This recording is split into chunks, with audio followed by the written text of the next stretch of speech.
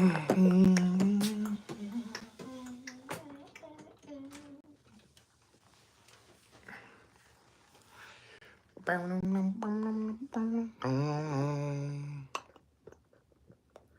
yeah, we did this before.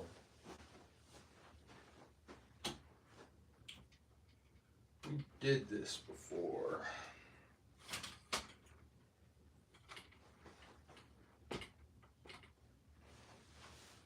I need a poster.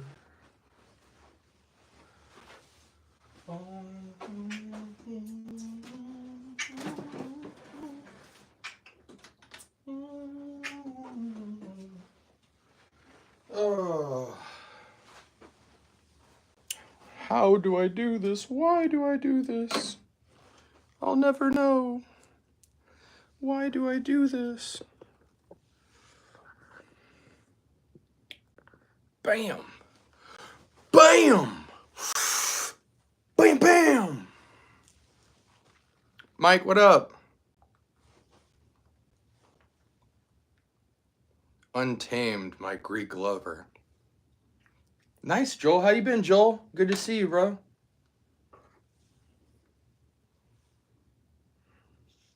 Boom, boom, boom, boom.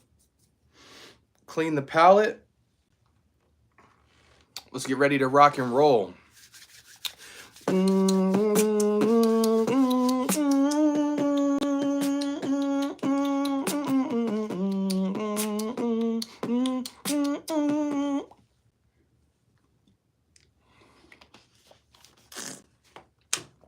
Oh man, I'm sore today, boys.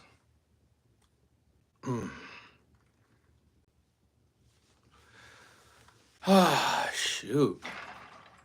Oh man, I almost just knocked down a crazy amount of fragrance. Whoa. Let's smell some of my new ones. Let me go get my decants.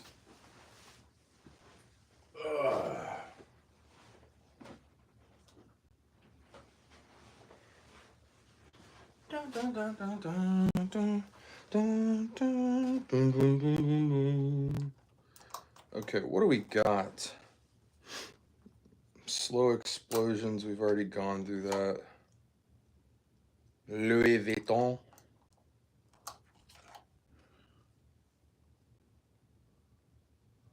Mood on Eclipse. What up, what up, what up? Percival and Spice Bomb EDT. Spicy, somewhat dark. I like it. You letting that AI do all the work, Mike? How's that AI treating you? TT, what up? Blue de Chanel. Hello, hello.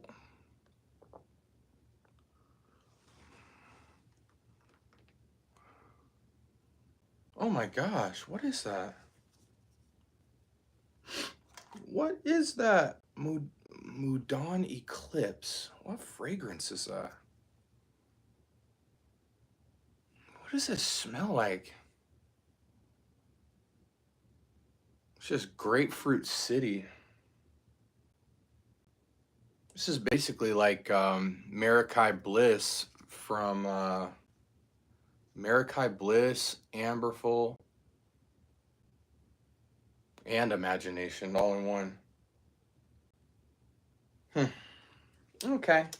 Okay, Mood on Eclipse.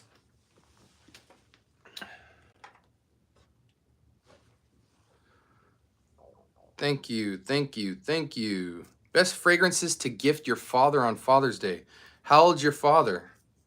Let's start there. Oof. You saw Sips and Sniffs last live. I was in it. Had to help. No, Joel. If you have me on Instagram, DM me a link to that live. I'll go back and watch it. I'd love to see it. Yes, sir. Definitely got that Chat GPT. I would have never thought of some of these combos. Excellent. You know, I talked to my friend about it, and he was very familiar with it too. I mean, I'm familiar with Chat GPT, and it makes all the sense in the world that it could make fragrance recommendations, but I've been so knee deep in my own work, I haven't even thought to do that. And even if now that I know about it, I probably wouldn't use Chat GPT until after I've exhausted my own brain, because I don't really want to curate some of my natural impulses. I've been taking a lot of notes about fragrances that I want to make. So I'm going to still exhaust those ideas. But after I'm done with that, I'll definitely go to Chat GPT to sprinkle in some innovation. Getting a decant of Amberful and Vetiver Sensual. Beautiful. Yeah, man. I mean, if you liked bright leather from Ferragamo, Vetiver Sensual just seems like a massive upgrade to that. Complexity, depth. Ferragamo, that leather feels very this leather feels very, or sorry, the citrus to this feels very candied and playful. Vetiver Sensual is just, it's grown, but not in an age sense, in a sophistication sense. I love this fragrance, but Vetiver Sensual is an easy upgrade to this for sure. Not even upgrade in the sense that you wouldn't wear bright leather anymore, because I wear bright leather all the time. It's phenomenal, but trust me, Vetiver Sensual is a great pick. Amberful is really nice. It's a little more light, fresh, and crisp as a scent profile, but it's supposed to be, you know.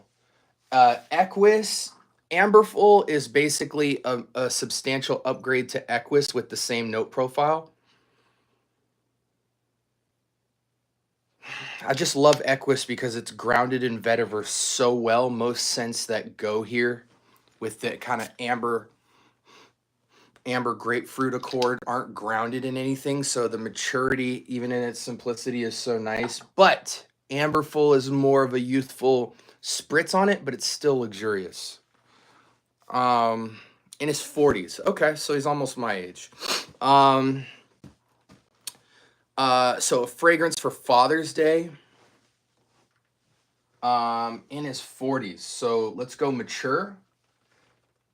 If you can get your hands on this and you want your father to feel like you have some serious game to you in terms of selecting a fragrance, get this. Ombre Noir. He will absolutely love this fragrance. Tobacco, cognac, bergamot, mint, papyrus. This is like, if he's at home reading a book, if he's at home watching TV, if he's out at a cigar lounge, if he's outdoors at night, if he's ever dressed up, this is just man's man. I don't care if he drinks. I don't care if he doesn't have a drink and he doesn't smoke. This is so tasteful in that category. He'll love it. If he wants like an everyday banger in his 40s with some maturity, I think you get him Vetiver Sensual from Mancera. Take a screenshot of this. He'll absolutely eat this up. You can get it online right now for about, you can get Vetiver Sensual for about 70, 80 bucks for 120 ml. This he would wear every single day. This is like gonna be his nighttime fragrance. What else? What else would he be? If you want to spend the least amount of money with your dad, but give him a fragrance that he could wear every day and love, go Lalique White. This is a great mature man's, and by mature I don't mean old. By mature I just mean it's a sophisticated scent, but it's everyday wear. Fresh, bright, loud, bright citrus, slight spice, slight woods and vetiver, slight tamarind. Oh, I wish more kids wore this. Oh, this, if an 18-year-old wore this fragrance, you'd want to hang out with them a lot, because you're like, bro, your taste is impeccable. But for a 40-year-old man, everyday wear, he would love it. Try those three. Any scent similar to Creed? Which Creed? Which Creed are you referring to? Louis Vuitton Ombre Nomad. None better than that. I don't know about that, but I mean, to each his own. Take care, TT. English leather, we don't do that in 2025. My day's going well, clicks. Thoughts on Portrait of a Lady from Frederick Mall. Where are you? Where are you? Oh.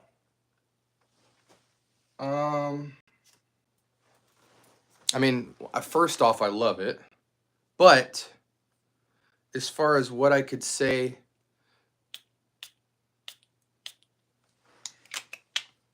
about it,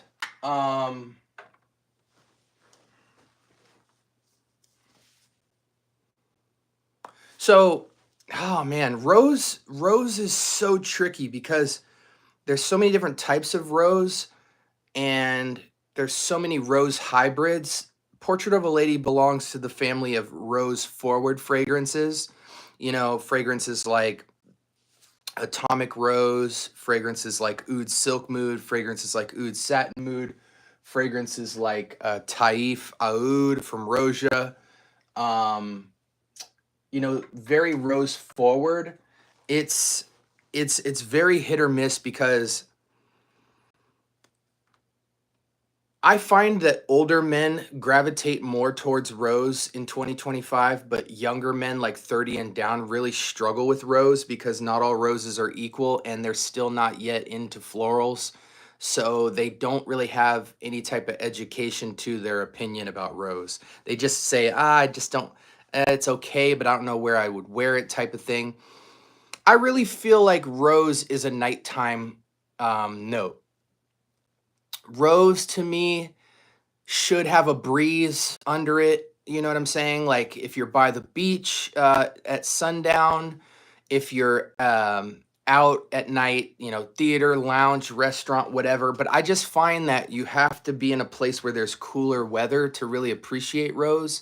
If you're in warm weather, it's hard to really appreciate rose because rose requires a gust of wind under it. And if you don't have a gust of wind, then just smelling it in the air, it's hard to smell all of what it brings to the table in a fragrance. With that all being said, Portrait of a Lady is one of those scents that if you only smell it on the test strip, you will always hate it. If you put it on skin though, and it depends your skin chemistry, but if you put it on skin, that's where it really comes alive. I really think all rose fragrances have to be tried on skin because it reacts differently off of everybody's skin. Sometimes it gets real moist and humid. Sometimes it lightens up on the skin. Sometimes it gets brighter and sweeter on skin. It just feels more natural on skin. I don't care if you have a jammy, powdery rose or a light, airy, crispy rose water type of rose. Rose has to go on skin so you can see what it turns into. Some of your guys' skin is going to eat up the rose and it's not going to have a lot of character. And then some of you guys, it's not going to have a lot of character on the test strip. But when you put it on skin, it just gets a whole personality. I love Portrait of a Lady. It's hard to wear in Arizona because I can only wear it at night. And even Arizona nights don't have wind very much unless it's just a very rare part of the year where you get some wind to it. But man, on a nice breezy day, rose is so nice. Like on a nice breezy day, I'm wearing back to back to back Atomic Rose from Initio, Oud Silk Mood from MFK, Portrait of a Lady, and then some of your other like rose hybrid type of fragrances, maybe some stuff from Ex Nihilo, some stuff from Mind Games. You just have to have air and preferably slight cold breeze to really appreciate it. But I like Portrait of a Lady, but it is to me, some people it's a daily wear. Like if you live in California, you could totally pull off a daily wear of it. But I think for most people, unless you're on the East Coast, Northeast, or Cali or Florida where you're near water, I don't think it's an everyday wear. It's a nighttime fragrance. And if you wear it at night with a slight breeze, it's just magical. Women love the naturalness to it. It's one of those unisex fragrances where it isn't masculine and feminine. It when a woman wears it, it transforms into a feminine fragrance. When a man wears it, it transforms into a masculine natural scent, where it just kind of becomes a part of your skin and your body odor, where it just feels very natural. But it's awesome. Very unique rose. I think there's actually several roses in it. Kirky, I wasn't a big fan of. And remember, is if you guys hit the 3 dots right here or right here, and then hit the like button, YouTube will start pouring more people in the chat. It doesn't like when there's like 30 people in here and only 10 likes. So I don't care about this at all. This is for you guys. If you want people in the chat talking about fragrance, like tons of people, you know, if you want it to be a cool hangout experience, just hit the like button. Once it starts seeing it get to about a half ratio, like 15 out of 30 people liked it or higher, then it'll start just dumping people in here to talk to you guys, which is good because I'm long-winded with my answers. So then you guys have people to talk to. It makes it more entertaining for you guys. I don't care because I'm just talking it up. So I always kind of have stuff to be interested in, but this is for you guys. Yeah, Portrait of a Lady is, I like it, but I would call it a challenging wear, and you really have to understand the fragrance to not only appreciate it, but to use it and feel like it's worth your time and money. I think most people with roses should buy travel sprays. If you do not have like me, I have a ton of rose fragrances. I have amethyst. I have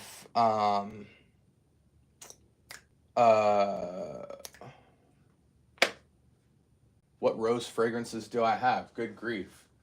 I have Orica from Boadicea. I have Taif Oud. I have Portrait of a Lady. I have Oud Silk Mood. And then in my testers, I have a buttload of stuff. I've got travel sprays of Atomic Rose. I have quite a few like powerhouse. I don't have an insane amount of roses, but I do have like 10.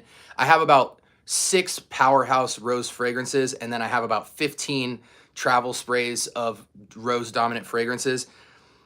Travel spray your roses until you really see, you guys see those numbers? As soon as it hit half, as soon as y'all hit the like button at halfway or higher, they started dumping. I'm not lying to you guys. But anyways, if you're trying to experiment, ladies and men, with rose, travel spray it up. Don't even get a small decant, because like a 2 ml decant, you can only wear it for like 1 or 2 full days.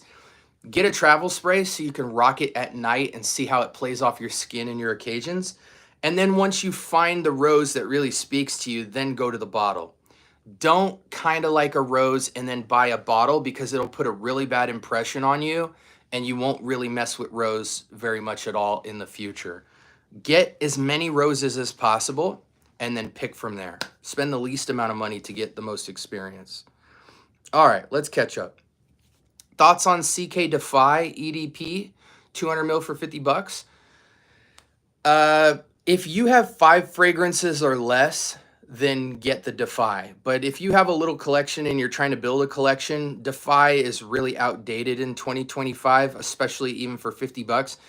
I don't think when you're getting cheapy fragrances that a great deal is worth getting more juice.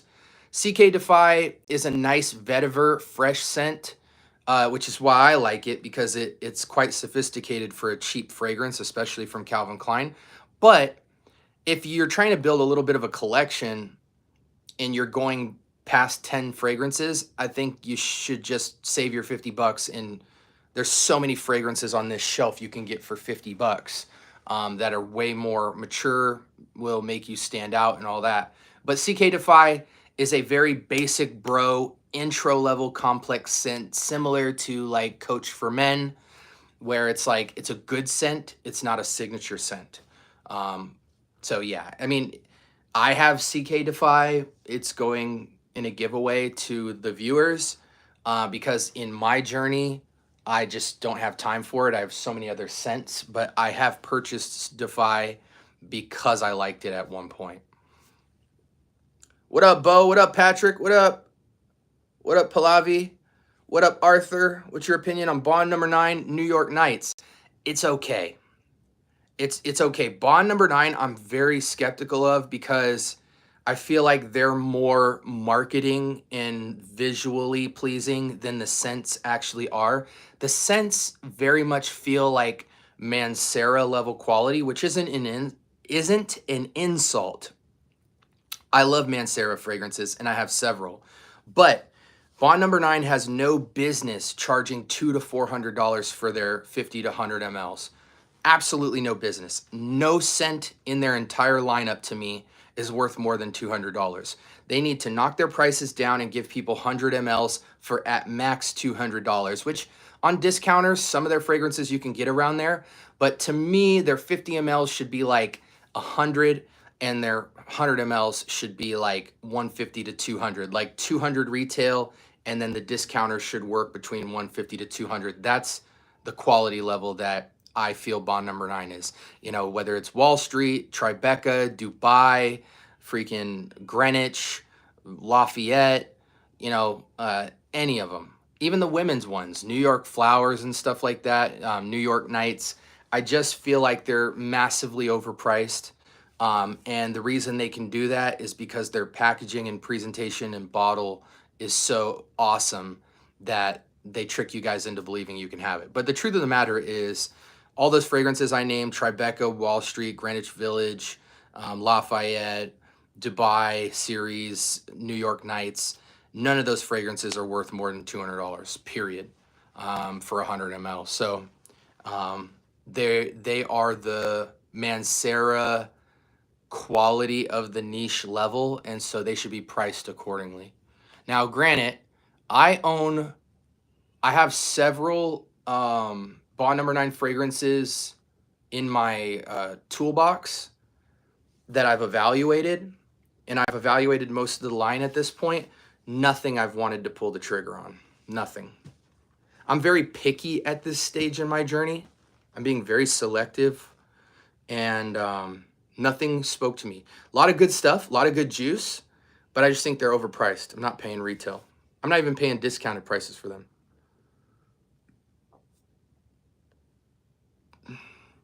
Favorite Amouage? I can't speak on Amouage at this point, or Xerjoff, really. I can speak more about Xerjoff than Amouage. Xerjoff and Amouage at the retail niche level is the most challenging houses to pick fragrances for. There's a lot of times with a house, like for instance with Bond Number 9, where I smelled the entire line and I immediately knew what I would buy and what I wouldn't buy. And that's the case for most houses. Tom Ford, Chanel, Joe Malone, Mind Games, Creed, Bond Number 9, Byredo, Frederick Malle, Initio, all those brands, right? But with Amouage and Xerjoff, those were the two houses where I smelled most of their entire line at Neiman's and still didn't know what I would buy. Not because nothing spoke to me, a lot of stuff spoke to me, but they're more artsy of fragrances. See, now that Portrait of a Lady is really settling down. It smells awesome. It's just that they're so unique that really I kept asking myself where and when would I wear these, and is the circumstance so special occasion that I wouldn't feel comfortable buying a full bottle. Like, I am not the type of guy, minus Diaghilev for sure. Minus Diaghilev, that was mainly just like a collector piece for my collection. But I am not the guy who's gonna drop a ton of money on a fragrance and then it's gonna stay with this much juice in it. You know what I'm saying? Like, that makes no sense to me. Never will it be. You know, and most of my bottles would be half full or less, but I wear a new fragrance every single day and I have like 300 fragrances. So I could wear a new fragrance almost every day of the year before I even circled back to the first fragrance I smelled. So Diaghilev, and there's a couple other fragrances I have that, you know, will probably stay mostly full for the next several years just due to occasions. And I'm a family man right now. I'm at home a lot. I'm not outside as much, but the fragrance warrants that. I would never buy an Amouage or a Xerjoff fragrance that will sit on my shelf unused. So with that being said, you know, Jubilation, Interlude, Black Iris, there's a lot of good offerings from Amouage, but they're all challenging. So if you put 10 people in a room, only 5 people out of 10 would be interested in a fragrance, and only 1 or 2 from the entire house would really speak to them. And I don't know if it would speak enough for them to buy the bottle unless they're like a really educated nose in fragrance and they're actually collectors. To new people in fragrance going into a house like Amouage, most people struggle to warrant spending hundreds of dollars on a fragrance because they're all so challenging. Typically, when people come into niche perfumery, the hardest thing they have to deal with is not whether or not a scent is good or bad. It's whether or not they can wear the scent a lot and validate the purchase. So going into niche, as scents get more complex and more quality, you, as a new person going into niche, you really want more everyday wears. Like, this is the baseline for shopping. It's like, if I'm gonna get a night fragrance, I wanna be able to wear it most nights, not just special occasion nights. If I'm gonna get a day fragrance, I wanna be able to wear it every day if I wanted. If I'm gonna get a winter wear, I wanna be able to wear it a lot and it not feel like, so because of that, Xerjoff and Amouage are not houses that particularly, now with that being said, Xerjoff has more everyday wearable scents and more commercial scents than Amouage. You know, Herba Pura, tropical paradise type fragrance, you can make an excuse to wear that all the time. Herba Gold, same things, almost tropical but a lot smoother, a lot more well-rounded. To me, I like Herba Gold more than Herba Pura. It's a little less hey, and it's more like hey. um People like 40 knots, people like More Than Words. I actually have a bottle of Monkey Special coming in, so I'm super excited to add that to my collection. And I also have Naxos coming in, but that's more of a nighttime scent. But you know, those are like heavy hitters. A lot of the kids, their first Xerjoff fragrance is typically Renaissance. I'm not a big fan of Renaissance. I just think that the balance is off with that fragrance. The citrus is so sharp. It's like an exotic lemon. It's like an exotic lemonade, but feels somewhat synthetic, like on a Mont Blanc level of synthetic sharpness that I don't like. I think that they overdid the citrus on that fragrance. They needed to tone it down or just use a better raw material. But Renaissance is also a widely purchased fragrance. So again, like I said before, I can speak more on Xerjoff than Amouage, but I choose to not speak on either because I'm currently doing a power ranking of best to worst from both of those houses. SB, what up? Cayenne Classic, I feel, has very little projection. How many sprays are you doing? Oh, dude, never. It might just be a skin thing, dude. But I mean, I could make 4 sprays of Cayenne Classic go for 6 to 8 hours. I can get about an hour and a half to 2 hours per spray on Cayenne Classic. I don't know if you have a new bottle or not. Now, granted, when I wear this fragrance, I go about 6 sprays minimum, 6 to 8 for me. And then I go stand outside to let it kind of thin out a little bit because it's quite a dense fragrance. But yeah, for projection on a fragrance like this, I get at minimum 4 feet of projection on Cayenne Classic. And for those of y'all who don't know, Cayenne Classic is, to me, one of the best clones of Dior Homme Intense. 2020 release probably, but yeah, I can get 4 feet easy on a 6 to 8 sprays. I could at least get 5 to 6 feet on this, no question. And the sillage for me is going to be crazy. This fragrance has a much longer sillage than projection. And this fragrance is also easy to go nose blind on in terms of the strength. But this has crazy sillage to it. Like, walk in and out of a room, you'll go back into it and smell it. This fragrance lingers more than it projects. You know, it needs to find something and then like settle into it. But yeah, you might be sissy spraying, man, or your skin just might be eating it up, in which case I would say start spraying 6 to 8 times and then go stand outside so you don't pass out, and then let it sit and then come back inside.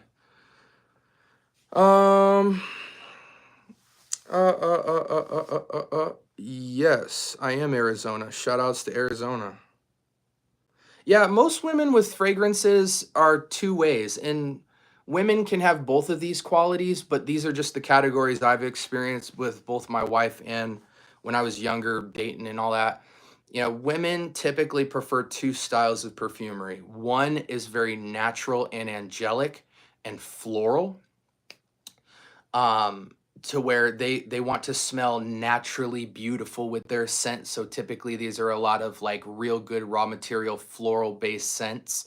Your yang-a-langs, your white florals with your jasmines, your roses, your violet leaves, your iris, your lavenders, light, airy scents that sometimes come with powder or wetness or whatever. Then women also prefer what I call the boss bee scents, which is very, very sugary, very sweet, sometimes holiday-esque, but sometimes just candied sweet or luxuriously sweet, heavy sweet fragrances. These can be fruity, these can be sugary, these can be holiday-esque, spicy scents, with your kind of spice bomb extreme kind of potpourri spices type of scents, ambers. And you can have a woman that likes both, but I know like with my wife, she only prefers natural angelic scents. So she stays in the realm of florals, but still wants to smell modern. Doesn't want to smell so floral that she smells old ladyish or old school. There's things you have to battle with each. As you move into the sugary sweet realm as a woman, the older you get, the more if you go heavy on the sweetness, you want the sweetness to smell very good with the raw materials, like not natural. You just want it to smell real and not overly candied. And because the more candied it feels, the more you smell like a Bath and Body Works fragrance. So it's almost, there's no point. A lot of women's body mists and hairsprays and stuff like that naturally are sugary, as well as like your Dove soaps are very sugary and stuff like that. So for a fragrance, you don't want to have that synthetic sweetness. You want to have still pungent projective sweetness, but you want it to be of a much higher quality. So in the sweet category, you're looking for just higher quality scents, and then when it comes to your natural angelic scents, you're looking for just freshness with all of that. A lot of times with florals and stuff, it feels old ladyish or it just isn't complex enough of a scent. You need to have a very fresh lightness and airiness to the scent and uniqueness. So navigating those two can be interesting. Watching from Canada. Shout outs to Canada. Hope you like my Mickey Mouse hat. What are your thoughts on companies that make inspired by fragrances? They're very necessary. They force companies to step their game up. If my favorite fragrance is Dior Homme Intense, and last year Dior Homme 2025 came out and they were charging $300 to $400 retail for it, and then you come along with a fragrance like Cayenne Classic, which is $20, that gets me like 95 to 100% accuracy of Dior Homme Intense, and it's only $20 on Amazon. Yeah, as a company, you're going to have to step your game up. It shocks me how much fragrance companies are actually diluting their quality. A great example of this is Creed Original Vetiver. Look at this bottle. Creed was bought out, so they started making more McDonald's-y, cheapy quality bottles that are more kind of the Apple experience with bottles, and it still looks good, but they knock the quality down on the bottles. They feel a little less antique and more commercial, which, okay, I get it, but when you go commercial, you should still maintain the quality. And then on top of that, this Original Vetiver is not the original vetiver scent. I mean, it just feels watered down and played out. Now, I have it because with me, vetiver is a note where it's like Pokemon. I got to catch them all. I am a vetiver lover, and I'm not going to spend a ton of money going back and getting the older renditions of original vetiver or any of the fragrances. But like 80 to 90% of Creed fragrances watered and diluted down their formula with new batches, and then they watered down the artistic and quality control on their bottles. So it doesn't make sense. They're still charging $300 to $500 for their fragrances. So they're just flushing out the market.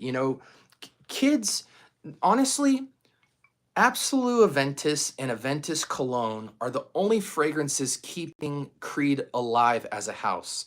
Yes, I love Royal Oud. Yes, I love Millesime Imperial. Um, yes, I love Silver Mountain Water and Virgin Island Water and all these other ones.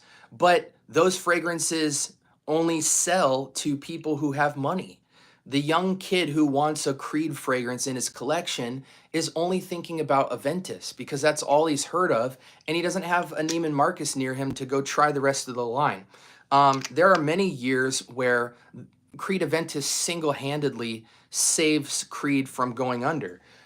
So I think as time goes on, if Creed doesn't start lowering their prices to reflect the direction of how diluted they are as a brand, they've got about 3 to 5 years before they cease to exist.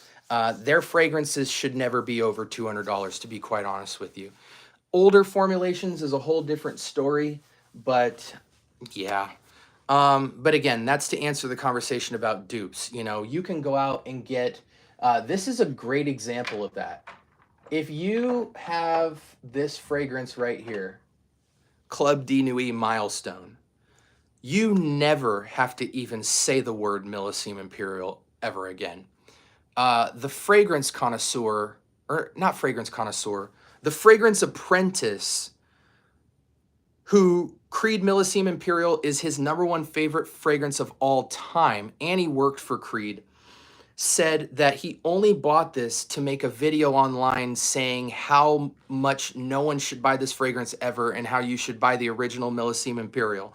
But after buying it, he said he wanted to say it was terrible, but it is actually better than the new reformulated Millesime Imperial now. It doesn't beat the older early 2000s version of Millesime Imperial around the 2010s or 2016 or whatever, but it beats today's batch of Millesime Imperial, and this fragrance is only $20 to $25. So when stuff like this exists as a clone, and I can attest, this has much better projection and performance and has much more depth than actual today's batch of Millesime Imperial. When you have fragrances pulling off stuff like this, and then like for instance with Club de Nuit Sillage, cloning Silver Mountain Water and actually smelling better than the actual Silver Mountain Water new formulation today, and it's only $20, it's just like, yes, dupes are clones and dupes and inspirations are putting a fire under niche brands, and they're also putting the young people and people who don't have as much money into the world of fragrance and letting them get amazing experiences. And those people will drive the market because those are the people who this is a new hobby to. So they're coming in and buying 40 fragrances at once because they're catching up. So yes, clones, dupes, and inspireds push the market in a good direction. Now, on the flip side, as a consumer, we have to do our part, which is that when a company comes out, independent or corporate, and they make a great product and they make a great fragrance and they price it well and they market it well, and you feel valued as a customer, both with the juice, but with the presentation and with the direction of the house. For instance, Roja Parfums, which I don't even know how long I'll be able to say that because they're about to get bought out. And Roja, I think, he's making all of his last fragrances this year. And then Roja Dove, or Roja Parfums from next year forward, all of their fragrances will be made by, 30-year-old ambitious new perfumers. He's stepping down. So we might not even we'll see what the direction is for Roja. But if a house does well and they earn your business, you should be buying the real thing. That's where we have to do our due diligence as a community, is reward people for being authentic, making good products and all of that stuff. But so many people in the game are pimped out that it's hard to find who you want to support. What's up, Shamil? Did you try Club de Nuit White Imperial, that rose? I've never heard of White Imperial. I don't want to smell like Rose. She wouldn't let Jack in that. I don't know what you're saying, Patrick. I get the I don't want to smell like Rose aspect, and that's okay. Men struggle to wear florals, and that's okay. Let's see. Not smelled it. Which fragrance would you recommend for everyday use? Nothing overwhelming though. Great everyday use. Lalique Equus for $20. Grapefruit, vetiver, and amber. Nice, masculine, sophisticated scent for every day. Lalique White. This is a white fragrance. It smells fresh. It's got all of the best things about a fresh fragrance. It's fresh. It's slightly green. It's slightly peppery. It's slightly citric. It's got vetiver. This to me is, what's that fragrance Jeremy Fragrance has? Not Office. There's a fragrance he makes that's like everyday use, and this beats it out by a mile. But great everyday wear, but still smell unique. No one else will smell like you. Another great wear, off non-supremacy in heaven. This is Silver Mountain Water, but better than Silver Mountain Water. It actually smells more like the original Silver Mountain Water. $20 will get you this. 100 ml. Great everyday wear. It is a silver, citric, metallic, black tea, black currant type of fragrance. It smells like silver, mountains, and water. Other everyday wears, Acqua di Gio Profondo. I prefer the EDP, but that's because I'm an old fart. Yeah, I would start with those. Those are great foundations. I mean, obviously Bleu de Chanel as well is like an easy go-to recommendation, you know. Fresh, nature-esque, blue shower gel. Women love it. One of the most complimented fragrances of all time. It's upscale casual. It's, yeah, upscale casual and classy at the same time. Women love it. Women want him and men want to be him.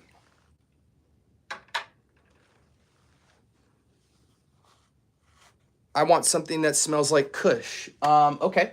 There's a fragrance from Born to Stand Out. Hold on. Ugh.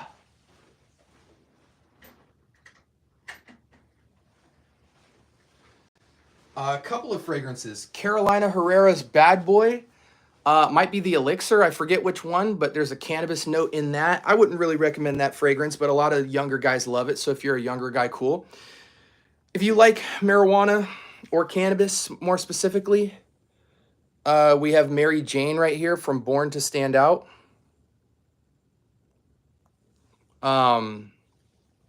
Great cannabis fragrance. Could you wear this in public without getting arrested? That's the real question here. I don't know.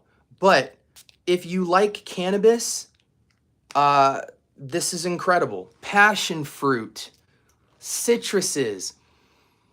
It's got this fresh, grassy chronicness to it with just these lively, bright lemon, lime, citrus, passion fruit, guava-esque top notes, just like this fragrance blooms with like loud, fruity, and citric, just, and then under it, you just get this cannabis bite is the best way to put it.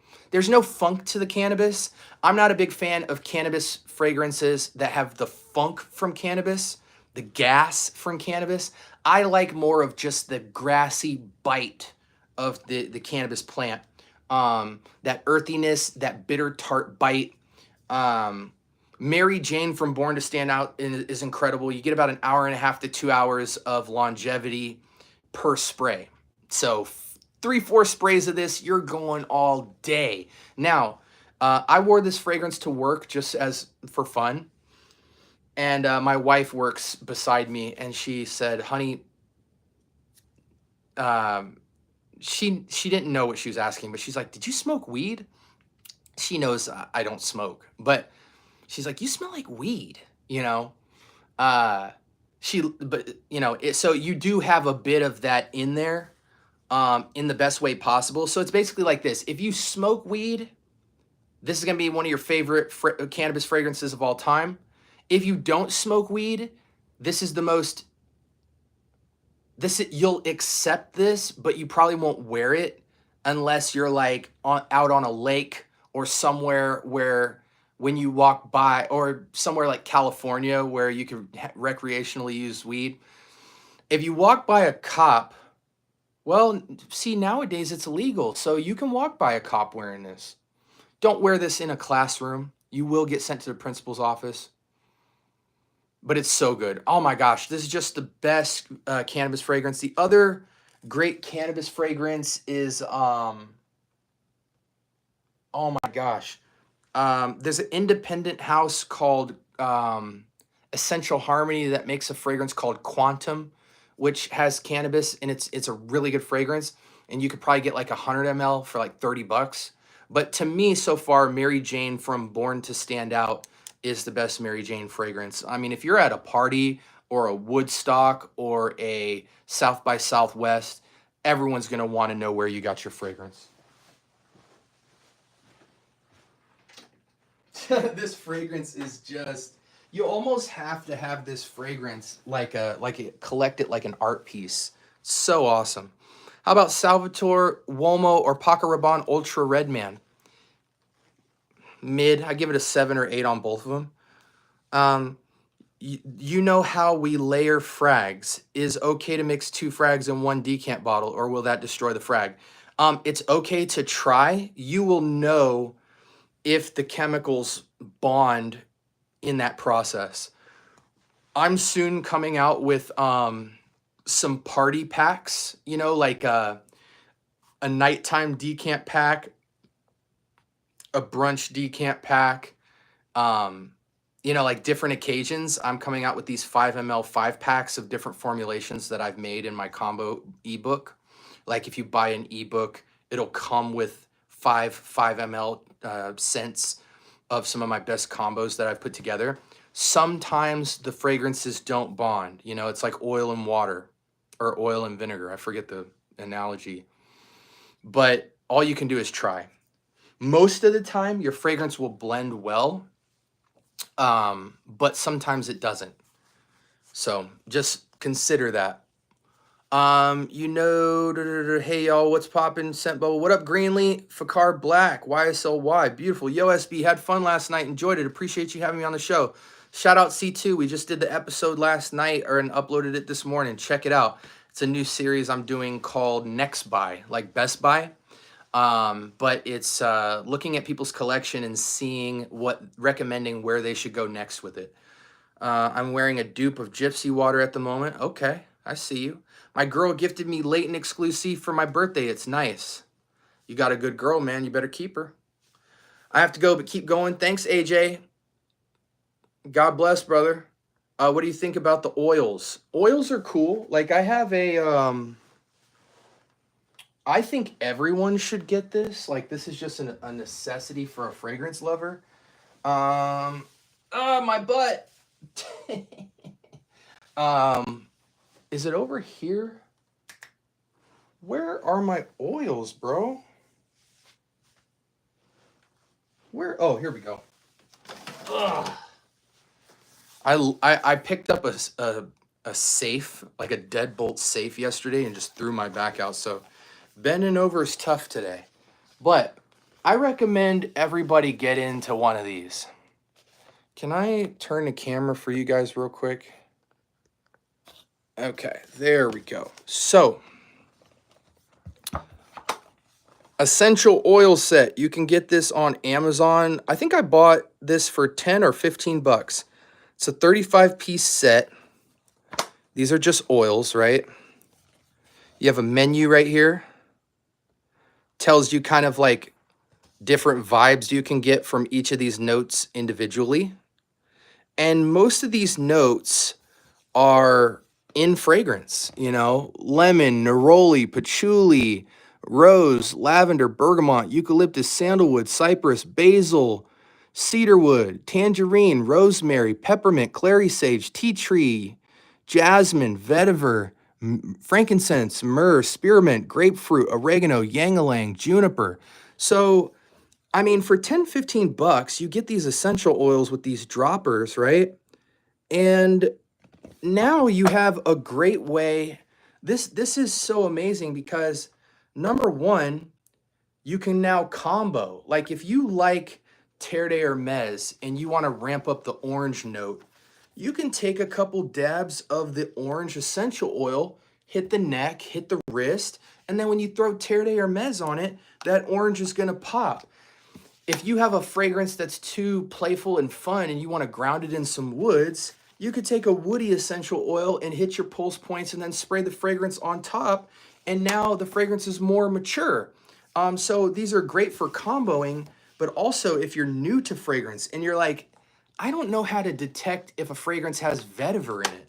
Well, you can take your vetiver oil, dab it on your arm, and now you can, now granted, this is the only problem is like vetiver can have like 10 different accords based off how it's extracted, but that's not the point. That's too advanced. The point is if you want to smell what vetiver smells like, you can get in on this, get to know vetiver privately. You know what I'm saying? You don't have to smell something else with it. You can smell it individually and see what it does and put it on your skin and smell it and really get familiar with it to see if you like it. Then when you're done with this, you now know a bunch of different notes that you like and don't like in fragrance, and then you can start hunting for fragrances that have those notes as a star thing in them. And then you get to keep the oils to put on your skin to ramp up projection of different aspects of a fragrance.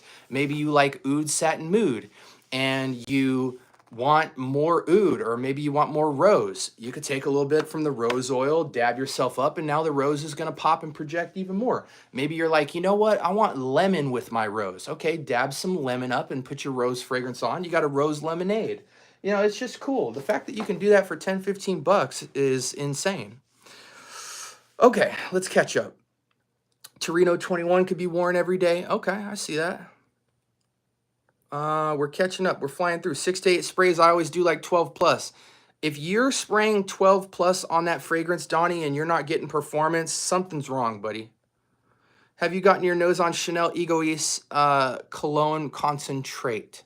I do love Chanel Egoist. I don't know if I've worn the concentration that you're referring to, but I do prefer Chanel Egoist Original over Platinum Egoist. Platinum Egoist, if you love it, you should just get Lattafa's Legacy, Legosi. It's like a 1-to-1 clone of it for like 15 bucks. But I like Egoist. I think it's more interesting than Platinum Egoist. I don't know why Platinum Egoist gets so much hype in Fragcom. No one's mentioning original Egoist. Can you recommend a clone of Fur Bianca Latte? I don't know of a clone currently that I would recommend for that. Hey, I just got Stetson Legend. Do you think I'd get some compliments from it? Not really, but anything can happen. I can't stand Yangling. It smells like a pharmacy had to smell it be Yangling. Yellow florals are challenging, and they're mostly used in women's fragrances. There's not a lot of men's fragrances that use Yangling. So I always say it like this. You know, the first stage of this particular note that's difficult in fragrance is pepper, right? Pepper is very abrasive. It's very harsh. For Americans, pepper is even intimidating. So that's why we mostly prefer white pepper, pink pepper, Szechuan pepper. It's smoother. But for some people in certain cultures, pepper is awesome. They love the smell. In fact, for Americans, once you start messing with like cumin and tamarind and other spices that don't have vanilla, like your Spice Bomb Extreme, when you take vanilla and just have pure spice, you know, it becomes harder for men to wear. And that's why things like Dior Fahrenheit, Jimmy Choo Man Intense, stuff like that's more challenging for people to wear. But yeah, Yangling is a particular floral that, you know, Americans aren't really cultured in. So it's very polarizing to smell. I also think Yangling should never be more than about 10-15% of a fragrance because it's so potent. It's like glue. It just dominates a fragrance. So there's some fragrances where Yangling's more prominent. It's supposed to be more prominent in women's fragrances, but the male fragrances I've come across that have heavy Yangling in them are just too jarring. I've been wearing Dior Elixir. Nice, nice, nice. Dior is amazing. Oh yeah, listen to Greenleaf for that Lattafa Eclair. Any proposal for a female 12 hours projecting perfume from the UAE with great sillage as well? Gwendolyn, honestly, you could get into like YSL Libre EDP. That will give you at least 10 hours of projection and sillage, and it's not a clone. Well, you're in the UAE, so we have to talk clones for the most part. I think Libre is such a great choice. It sucks because two fragrances I think all women should have at this point is for the natural side of florals, Bond Number 9 New York Flowers. It's just such a beautiful fragrance. But if you're in UAE and you don't have, well, if you're in the United Arab Emirates, you should, especially if you're in Dubai, you should absolutely have access to a Bond Number 9 fragrance. So anyway, I'm gonna just tell you these and hopefully you get them. Bond Number 9 New York Flowers, YSL Libre EDP, and well, in this house is, you're not gonna have this in Dubai, but Bonnie from day 3. Oh, this isn't Bonnie. This is Trace Oros. But Bonnie, Bani, from day 3. Oh my gosh. And a magical scent. Airy by the beach. Slight bit of mango, slight bit of peach, but it's mostly like a luxurious white floral and by the water type of scent. It's incredible. If you have Roja in UAE, I would go Isola Blue or Isola Soul. Very nice by the water type of scent. Oceania as well from Roja. Oh, sparkly yacht type of fragrance for a lady. Heavenly. What else could I recommend you? If you have a Louis Vuitton store in the UAE, I would definitely play with some Louis Vuitton fragrances so you can get a really high quality take on florals, citruses, and aquatics, and also soft powdery fragrances. If you have access to Xerjoff, hold on.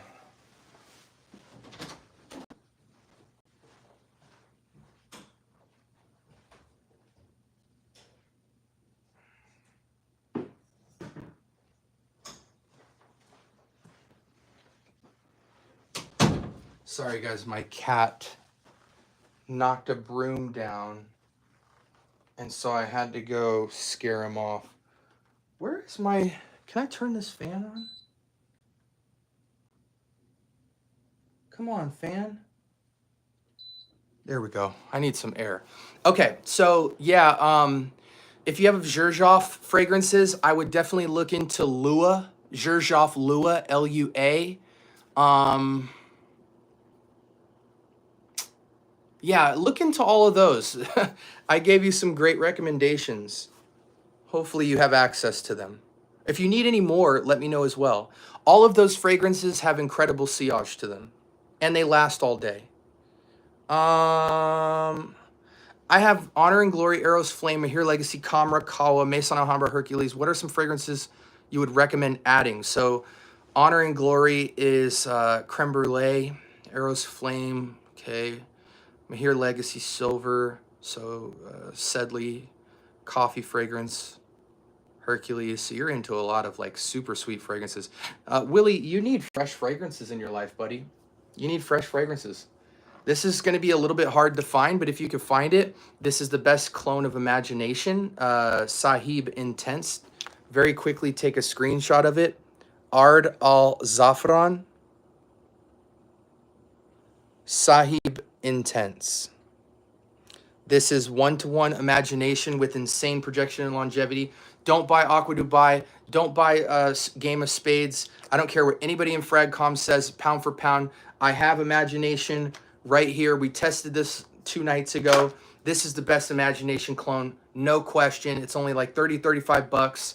Yeah, you only get 75 ml, but that'll literally last you all year long. You could overspray the heck out of this. Now, if you're going to actually get a Louis Vuitton fragrance, retail, or not retail, but just an actual Louis V, and you don't want a clone of it, you're going to want to get Pacific Chill. That's the only interesting one out of the whole bunch. If you have Pacific Chill, you basically have the whole Louis V line. But yeah, brother, you have all sweet nighttime and cold weather fragrances. You need freshness. So I would recommend Lalique White for sure. I would recommend Sahib Intense to give you that Imagination citrus fruit basket type of fragrance. I would also recommend Club de Nuit Milestone for 20-25 bucks. You get Millesime Imperial. This is not candied watermelon, but this is like a wine reduction watermelon, like a watermelon glaze you would put on some chicken. So it's very ambery. It's very warm. It's not so much fresh body mist female type of scent. It's more of a very rich, ambery, masculine watermelon scent. It's aquatic. It's got a beach yacht feel. Anything by the water, this is incredible. If you're on a beach, on a lake, on a boat, in a 5-star hotel, a pool party, anything near water, this is gonna be like monstrous 10 hours plus performance, and it smells masculine and it smells sophisticated. Other fresh fragrances you need to think about for a kid, because it sounds like you've got kind of like a real beginner collection. Bentley Momentum Unlimited. This is nice. If you like anything metallic, anything Gucci Guilty, anything Gucci Guilty-esque, anything Dylan Blue, Mont Blanc Legend Spirit, Mont Blanc Legend Blue. Oh, that went in my nose. This is a silver metallic citrus sophisticated scent. But for young guys, 25 and down, 30 and down, this is an everyday dumb reach. You can wear this, I don't care, take your favorite fragrance, Hawas Ice, regular Hawas, Invictus Aqua, Invictus Platinum, Coach for Men, Dylan Blue, Mont Blanc Legend Spirit, any of those fragrances, this is gonna outperform it, and it's going to smell slightly more expensive.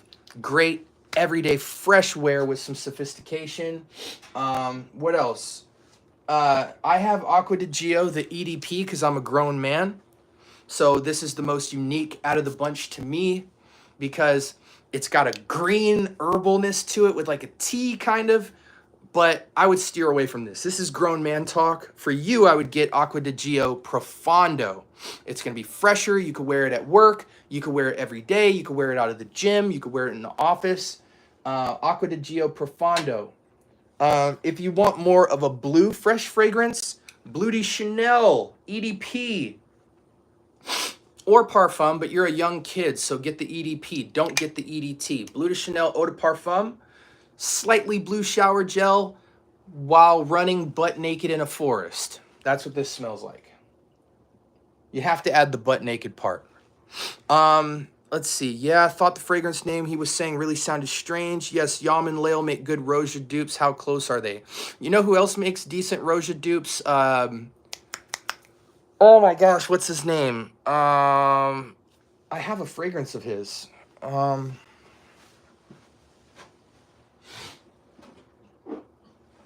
If you guys want a really good, not really a clone house, but more of an inspiration house, I think he's out of Florida.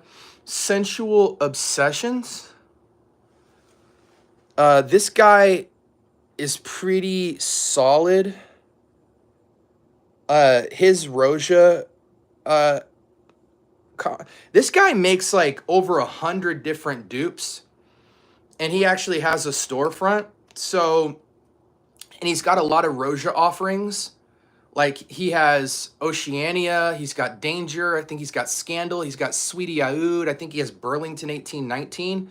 And this guy knows how to make a clone that has great projection and performance. And you could get like 50 mLs for really cheap. So look into that. Sensual Obsessions, scent spelled SCENTUAL, Sensual Obsessions. Find it online. You're going to find hundreds of fragrances you can get. And I would probably recommend him over things like Dua, over things like Alt. See, the thing is Dua and Alexandria are like 50-50 brands. Like some stuff is an absolute banger. Other stuff is absolute trash.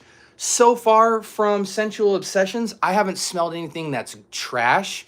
Everything's good. Some stuff's amazing. I would say try that out. And there's a lot of holiday sales. Like pretty much every holiday there's a buy one get one free or something like that, which is incredible. What do you think about Victor and Rolf Spice Bomb iterations? I'm not, actually I take that back. I am not a fan of cloning Spice Bomb Extreme or any of the other offerings, but there's one fragrance I will make an exception for. Like I think everybody should own a real copy of Spice Bomb Extreme and Tom Ford Noir Extreme, just because those will go down as some of the best fragrances in history. You might as well get the real thing. They're super affordable. Spice Bomb you could get today for like 30-40 bucks. Tom Ford Noir Extreme, you could get that for like 90 right now. So I just don't know why you wouldn't have the originals. Like, so you can go all the way there with the complexity of the fragrance. But there's one fragrance I will make an exception for. Armoff's Odyssey Homme Black Edition. The dumbest looking fragrance of all time. This is Spice Bomb Extreme. Spice Bomb Extreme had a baby with Spice Bomb Infrared, and their parents were Tom Ford Noir Extreme. Such a good fragrance. $20, 8 to 10 hours of performance, about 3-4 feet of projection. This is so sexy. Oh my gosh. Like, it's basically like Spice Bomb Extreme, a little less dense, a little bit more fresh, but you still get all the performance and projection. And because it's a little bit fresher, you could literally, in Arizona, I would wear this out in the day because I know the compliment factor would be insane. This easily, guys, will be in my top 10 greatest clones of all time list. Odyssey Homme Black Edition. Outside of that, buy the OGs. How is that Ahmed Al-Maghribi Blue? I've heard it's okay, 7 out of 10. Profondo is amazing, I can confirm. Okay, here's one caveat to Profondo, guys. The best Acqua di Gio is Profumo, without question. There is a fragrance clone that not only clones Profumo 10 out of 10, and I will be confirming this because I have a sample of Profumo over here, but I actually got access to Profumo. So my bottle of Profumo will be here probably next week, if I'm being honest. But I have a sample of Profumo, so I can confirm that it's 1-to-1. I know of a clone that clones Profumo 1-to-1, which would be superior to Profondo. But I always recommend Profondo because if you're 30 and down, Profondo to you will smell the best. But we all know that's not true. So this fragrance clones Profumo 1-to-1. And on top of that, because it clones Profumo 1-to-1, it automatically beats out Profondo. And it's only $20. And I would have the bottle here, but I blessed a guy in LA with the bottle because I said, you know, the greatest Profumo clone exists, right? Because he really loves Profumo. And I let him smell this fragrance, and he was just so impressed and so happy to have smelled it. He immediately pulled out his phone and started looking online, and I just said he could have it. So I can't show you the bottle. But the fragrance is from Lattafa, and it is called Sucrat. S-U-Q-R-A-A-T. Lattafa Sucrat. You can find it on Amazon right now for $20, and it clones Profumo, Dead Ringer Perfect, and because it clones Acqua di Gio Profumo, it automatically beats out Profondo because it's only $20 and because it's cloning a better fragrance than Profondo. So all of you, without question, if you're a man, 20 and up, should go on Amazon right now and buy Sucrat for $20 because you will wear that fragrance every single day and it will never get old. It'll beat out Dylan Blue. It'll beat out anything from Mont Blanc. It'll beat out anything from CK, you know, your Coach Open Roads, all that nonsense. So just check it out. Okay.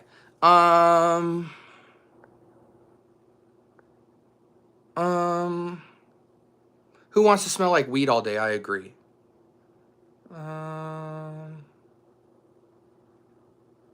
Everything's going great, Derek. Thoughts on Paco Rabanne's 1 million? 1 million Elixir, 1 million Lucky. Two best 1 millions.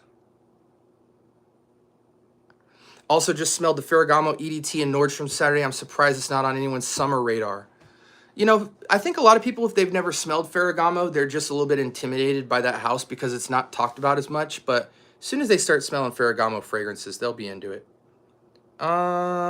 Is Initio Side Effect worth the hype?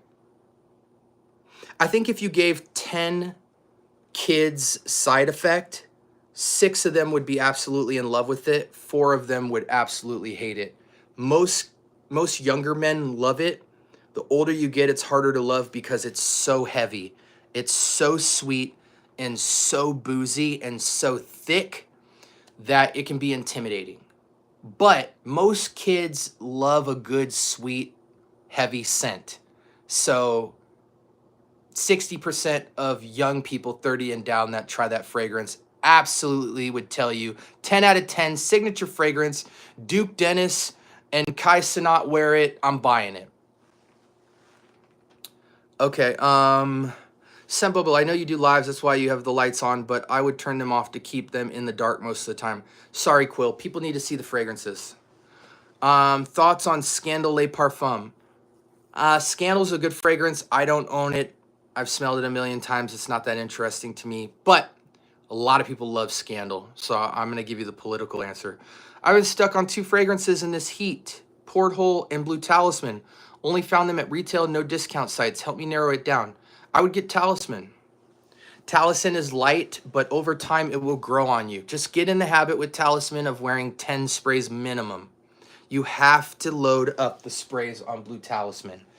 This isn't Blue Talisman, this is Fleur Narcotique, but it wears the same way. You cannot get in the habit of wearing less than 10 sprays of Blue Talisman. It seems very light. It seems that way. But almost all ex nihilo fragrances whisper, not scream. And you have to know that, because if you don't know how the house makes their formulations and how good their raw material game is, you'll always fall short because you're expecting stuff that the house doesn't do.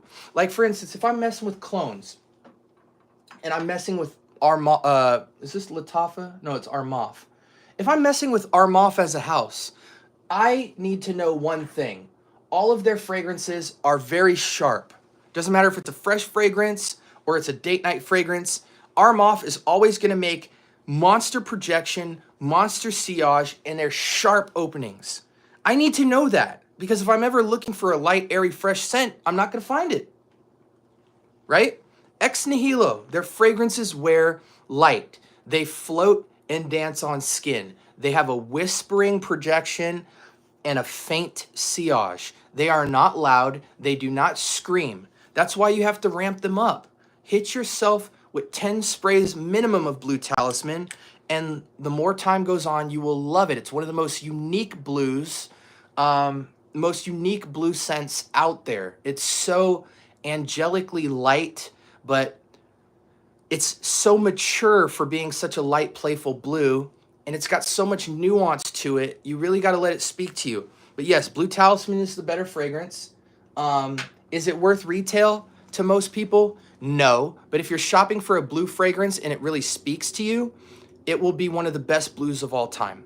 If I was to do a top 10 list of best blues, Blue Talisman would be in my top 10 and possibly in my top 5. Though if I'm being honest, I would probably put it somewhere at 6 or 7 for all-time best blues. It's just so, and also you have to look at it like this. If you're wearing Mont Blanc Legend Blue, if you're wearing Bleu de Chanel, if you're wearing Dylan Blue, any of these blue fragrances, right? Talisman is no one's ever going to smell like you. Yes, there are men who own Blue Talisman, but in your city, you would be lucky to find one guy wearing Blue Talisman in 10 years of life. That's like if you went outside every day, you might run into one guy wearing Blue Talisman once in a 10-year period. So we can conclude that if you have Blue Talisman, no one will smell like you. And you've got one of the best, most expensive blues out there. Now, me and my taste, I think this is the best blue of all time. Casa Murati Mephisto, not the other version that everybody buys. No, just straight up OG Mephisto. Just such, I mean, I just got the fragrance a few months ago and I've already, can I show the dent? Like, started off up here and I've already knocked off like 1.5 inches. This is just, see, the thing this has that a fragrance like Blue Talisman can't mess with is it has this Arctic cooling sensation to it. It acts like mint, but it doesn't have the bite of mint. It's like you're in Antarctica and a gust of cold, icy, okay. So you have like a cup of ice water with tons of ice cubes in it. And you know how if you have enough ice cubes in an ice water, you'll see this light mist come up? You're like sitting over your glass of ice water, letting that little cold vapor hit your face. That's what this fragrance has. And then just the most unique batch of citrus. So on a citrus level, this and Blue Talisman can be compared. But when you have that textural lift of that like cool vapor feel, not vapor like medicinal, just like a cool air over this, and then you have the projection and longevity that this is a little bit more louder of a projection, whereas Blue Talisman is like a soft whisper type of fragrance. If you and me walked by each other, the woman is going to pick up this fragrance before she picks up Talisman. This is like top 3 best blues to me, period. If you have this fragrance, like you really don't need any blue fragrances. Like you've got blue covered. You're beating Dylan Blue. You're beating Blue de Chanel. You're beating freaking Blue Talisman. Cannot state that enough. Anyway, my thing is pick Blue Talisman. Recommendations are similar. Any recommendations similar to Ball to Freak? Yes, you do not need Ball to Freak, ever. Don't pay Ball to Freak price. All you need is Vibrant Vetiver Delight. Quickly, and then we're moving on. Take a screenshot of this fragrance. $20 to $25. This is Ball to Freak. No questions asked. You will actually get much more performance from this fragrance than Ball to Freak. Also, this is the best atomizer I've ever come across. This is like low pressure. I'll do it again just for you guys. You can't even hear it. Oh my gosh. Sick sillage, sick projection, 10 to 12 hours of longevity. It macerates really well. This is Ball to Freak. 20, 25 bucks. You'll never even say the word Ball to Freak ever again. Now, some people say Hanuman is Ball to Freak elevated. I wouldn't even think about this fragrance. Like, it's too expensive anyway. But people compare Hanuman to Ball to Freak, which I get it. But just get a Paris Corner Amir Vibrant Vetiver Delight. 20, 25 bucks. You have Ball to Freak in a bottle, 100 ml. Call it a day. But Ball to Freak is a nice one. SB, Encre Noir is a good daily man scent. My wife doesn't like sweat scents. Vinny, Vinny, you might be the first man in history to say that Encre Noir Original is a good everyday scent. That scent is wet, dark. It is the wet, dark soil from a graveyard at night. And if your wife loves that, man, you got a special wife, man. Actually, just purchased Kamerakawa. Will either me or my GF even be able to tell the difference from original Kamra? Kamerakawa is sweeter. Original Kamra is sweeter than Kawa. So it leans more unisex, feminine leaning. Kamerakawa is the best of the 3 Kamras. So Kawa compared to Kamra is basically just this. Picture Kamra dialed down in sweetness with an added caramel latte vibe to it. It's not a roasted coffee bean. It's more of a caramel latte. So you have a little bit of this caramel latte vibe to it. A lot of people say coffee note, but that's not really helpful because you would think black coffee if somebody said coffee note. It's not. It's like a caramel latte type of vibe with the sweetness dialed down in original Kamra, and now you have Kawa. So it doesn't matter whether you could tell the difference between the two. Kawa is the better fragrance. So hopefully that answers your question. Selly, what up? I hope I'm making it down the list. I don't even know how caught up I am. Let's see. Did you try? I did try Cod Lodge Island. Amazing. I think at this point, you don't need to buy a single Jean Paul Gaultier fragrance retail. Every 2024 release and the top of the year 2025 release from Lattafa absolutely can replace every fragrance. LeBeau, Le Male Elixir, Le Male Parfum, Le Male Elixir, and Paradise Garden.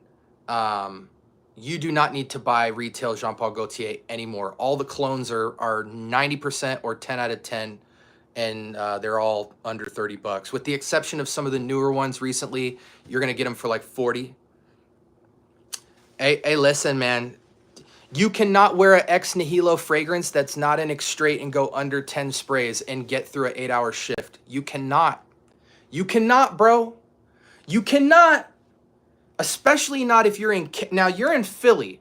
So if you're indoors and you're cold weather, you might get away with like 4 to 6, but that's sissy spray, bro. Sissy spray.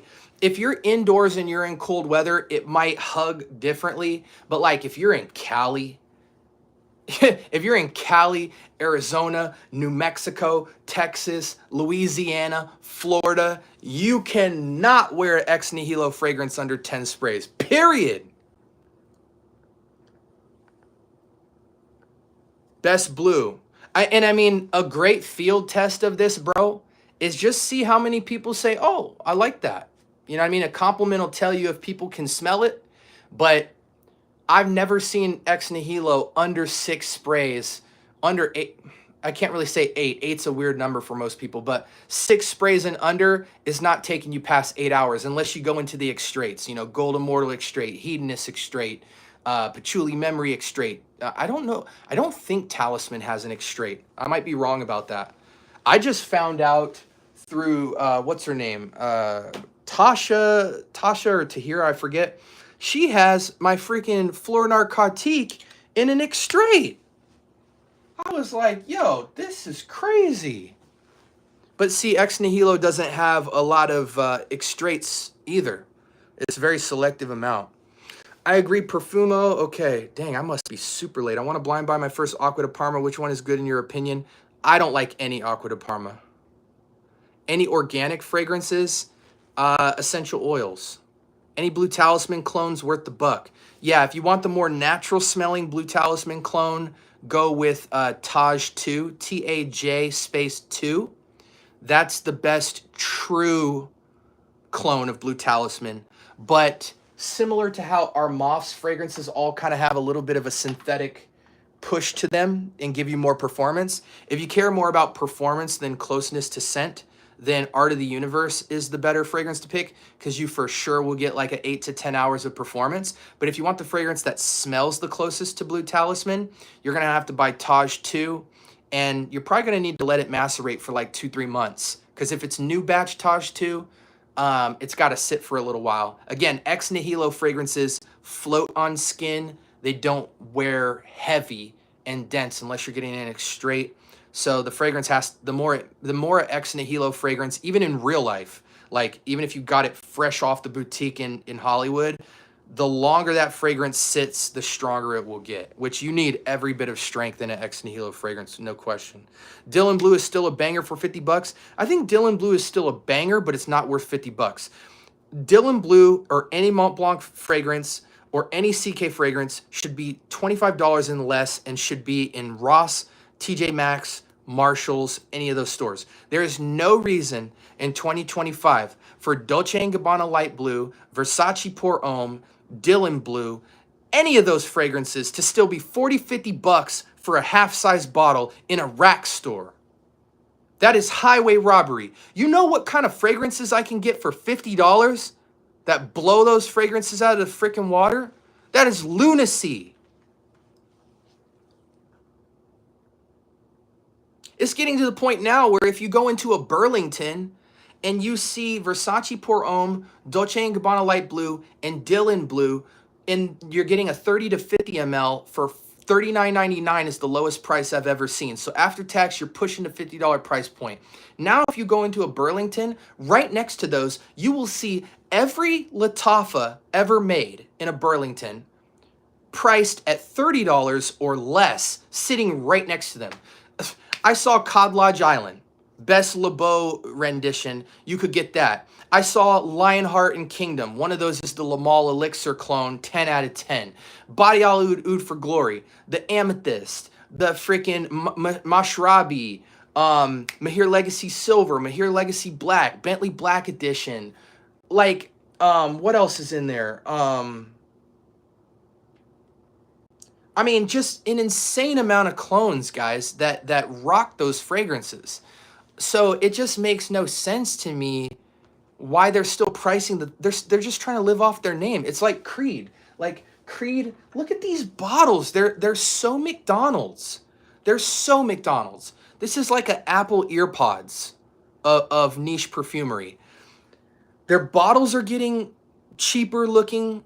Their formulations are all getting super downgraded. Nothing smells like it used to. And they're still trying to charge you $300 to $500 retail. It's like, okay, fool me. What is it? What is the saying? Fool me once, shame on me. Fool me twice. Wait, fool me once, shame on you. Fool me twice, shame on me. That's the way it's gotten with Versace and with Versace and is Versace Dylan Blue? Yeah, it is. Freaking Versace and Dolce & Gabbana. Thank you guys for your moderations, by the way, Kix and Joel and Greenlee and all you guys, and thank you for the transcriptions, because I'm getting bombed today with questions. I don't even know how close I am to the bottom. Most complimented fragrance of all time is probably Versace Eros EDT. In my collection, I'm not going to speak on that because I wear a new fragrance every day. So I have enough fragrances where I could almost, actually I could wear a new fragrance every day for a year straight. So it's not like I'm going to remember how many times I was complimented on Aventus versus Oceania versus freaking, off non-rare carbon or something like that and keep a running tally. I get compliments on a lot of this stuff, but with me, it's a little bit different. People know me for smelling good, so they almost look to see what I'm smelling like when I'm in their presence. That's a cheat code, right? Because that's not normal life. When you're just walking by strangers and stuff, stranger compliments are a completely different ballgame. But I wear different fragrances all the time, so I don't keep a running tally. Plenty of these get compliments. But most complimented fragrances of all time that I know is in the designer world, and it's Sauvage Elixir, it's Bleu de Chanel, and it's Versace Eros EDT. You can YouTube any battle versus those three. 90% of all the videos, they win every time. Those town square battles and stuff. What do you think about Teriyaki Intense? Teriyaki Intense is a great fragrance, but I think if you're not a cinnamon fiend, this is not a good fragrance because, Quentin Biche, see, this is a conversation we got to talk about because we talk about clones, right? Clone house, but niche perfumer made this. A niche perfumer of high regard, Quentin Biche, made this juice, and this is a clone. This is not a clone of anything. This is a clone house.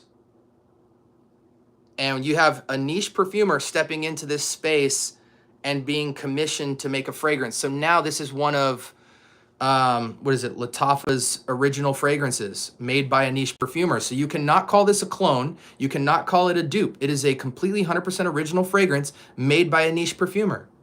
If you're not a cinnamon fan, don't buy this. This is a masculine ambery cinnamon bomb.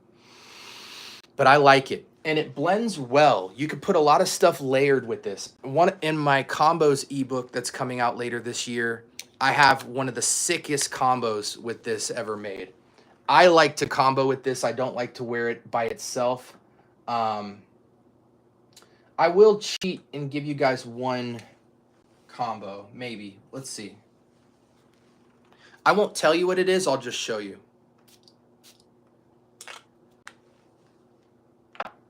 That fragrance was so well made.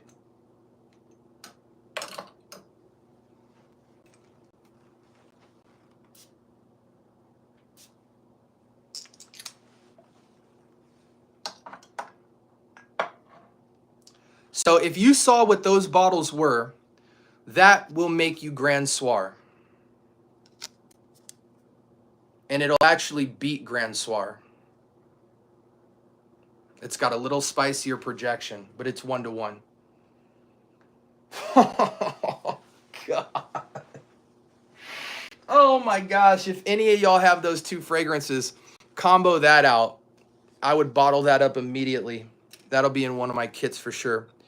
Best clones that performs really well that have good sillage. Tom Ford Ombre Leather. So that's going to be off and on rare carbon. I'll give you 5 seconds to take a screenshot. 3, 2, 1.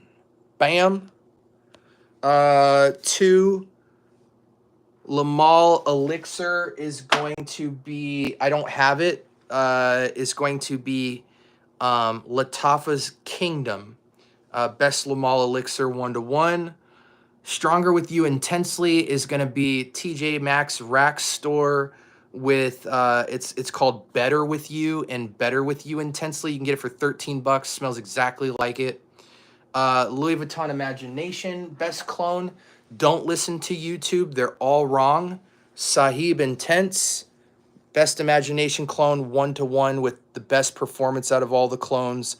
Sahib Intense by Ard Al Zafran. You better be taking screenshots of these because I'm not going to repeat myself.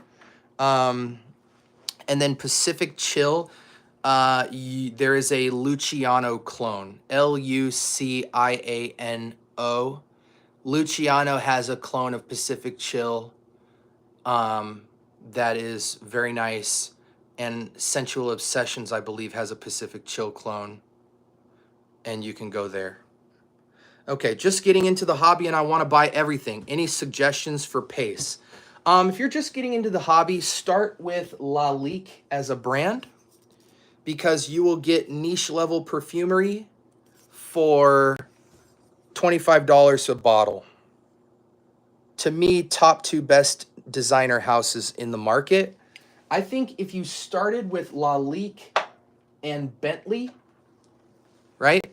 If you start in the designer category with Lalique and Bentley, you can compete with just about anything from Dior, from Versace, from Acqua di Gio, from Givenchy, from Prada, Tom Ford. I could probably take a top 10 list of just Bentley and Lalique fragrances and beat out any top 10 from any of those houses I named. And the reason that matters is because every bottle from them will be less than $30 for my collection. So it's like 10 fragrances times 30. For $300, I can have 10 of some of the best fragrances money can buy, and I'll have an incredible starter pack. Now, there are some like rites of passage fragrances in the designer category that I think you just absolutely have to put your nose to. Dior Homme Intense, Dylan Blue, Mont Blanc Legend Spirit, Givenchy Gentleman Reserve Privé, 1 Million Elixir or 1 Million Lucky, Prada Luna Rosa Ocean, Valentino Uomo Intense, Prada Luna Rosa Ocean. I think I might have said that already, but the original and Ocean. You know, Dior Homme Cologne, Dior Homme Sport, Acqua di Gio Profondo, Sauvage Elixir. If you're a younger guy, Sauvage EDP. You know, Tom Ford Noir Extreme, Spice Bomb Extreme, Coach for Men, Coach for Men. You know, there's a lot of kind of like rites of passage designer fragrances that you need to put your nose on. But I think as far as just like one house that can provide everything to you, Bentley is going to be your classy man scents under $30, smell better than most designers. Lalique's going to be a mix of classy man and sexy man for under $30. Alternatives to Chanel Allure Homme Sport Edition Blanche. I know Chanel Allure Homme Sport is Maison Alhambra Alpine Sport is the best Chanel Allure Homme Sport. But if you want the Eau Blanche, I think you actually have to go through Yam and Lail for the Edition Blanche, which is, I believe, that kind of creamsicle orange fragrance. I don't get the hype around Blanche, but I don't want to smell like a creamsicle either. What's the most expensive fragrance you have? Probably Boadicea's or Diaghilev. Are Our pheromone sprays BS, totally, yes. Speaking of clones, that French Avenue Vulcan Fouet or Liquid Brune worth the hype? I think Vulcan Fouet is a better fragrance than Liquid Brune, but Liquid Brune clones Altair from PDM very nicely. It's a lot of people buy Liquid Brune, but Liquid Brune is like a sexy nighttime vanillic type of fragrance. Vulcan Fouet is like a upscale mango scent, so more people gravitate to that because that's like an everyday wear, whereas Liquid Brune is like a every night, not every night, special occasion night wear. So I think you'll have more utility with Vulcan Fouet, and Vulcan Fouet is also the best God of Fire clone currently. Do you like Versace Eros? I don't wear Eros a lot, but it is a classic. I think for $35, the fact that you can get 100 ml of Eros is like criminally underrated. I think as a starter in fragrance, if you have Eros, you have one of the best fragrances money can buy. And this is my juice, right? So I don't wear Eros a lot, but I've definitely cracked a dent in my Eros. It's just so easygoing. It's one of the rare upscale casual scents that can double as a date night banger. Where it normally fresh fragrances you can't wear in the date night or you'll get friend zoned because they're too fresh. There's no intimacy to them. But this has like apple and mint, green apple and mint, and that's the part of it that makes it fresh and airy and crisp. And then it's got the vanilla base, so you can push it intimate if you need. It's one of the very rare, versatile, everyday wears that can double for date night without getting friend zoned. I don't need to worry about getting friend zoned. I've been with my wife for 15 years, but trust me, I've done my thing with that fragrance. What do you think about Nautica Voyage for summer? If you have less than 10 fragrances, then get Nautica Voyage. If you have more than 10 fragrances, just ignore it. You know, upgrade immediately to something like this for 20 bucks. Smell like Silver Mountain water instead of Nautica Voyage or something, you know? At least upgrade your apple game. You know, like if you like Nautica Voyage, switch from green apple to red apple. Go Lacoste style and play red, you know? Christian, I don't wear CR7, but a lot of people wear CR7 and like it, mainly kids. Teenagers like CR7. Some older men who don't have a big collection like it, but I haven't seen any other demographic love that fragrance. Dang, man, you guys always put 50 people in my chat when I'm trying to get some sleep tonight. We're going to end in like 10 minutes, so y'all better load the questions up. I'm going to fly through these. Okay, I agree with that, Flavio. I wore summer mink today to a pool party and got a compliment by every single girl there. They said it matched my personality. I could have said something crazy there. Is certain colognes good for certain people? I think the more challenging a fragrance is, the more challenging the fragrance is, the more specific person could enjoy it and wear it. If you mess with a fragrance from Xerjoff or Amouage, less people like those fragrances because the people that do like them are absolutely madly in love with them. And that's what typically happens when you move into niche is the fragrances get a little less mass appealing and a little more educated nose appealing. So the demographic is just way smaller because you not only have to have money to get these fragrances, but the scents are more sophisticated. So there's more reasons to not like something than like something. So I thought Summer Mink is a very average fragrance. I mean, it's vanilla and it's musk. So that's very basic. You can get that smell from just about any Billie Eilish or Ariana Grande fragrance out there. It's masculine enough for men 30 and down to pull it off, but it's not a signature scent. It is a vanillic, feminine-leaning, intimately unisex fragrance that can be worn. See, the psychology of Summer Mink is crazy because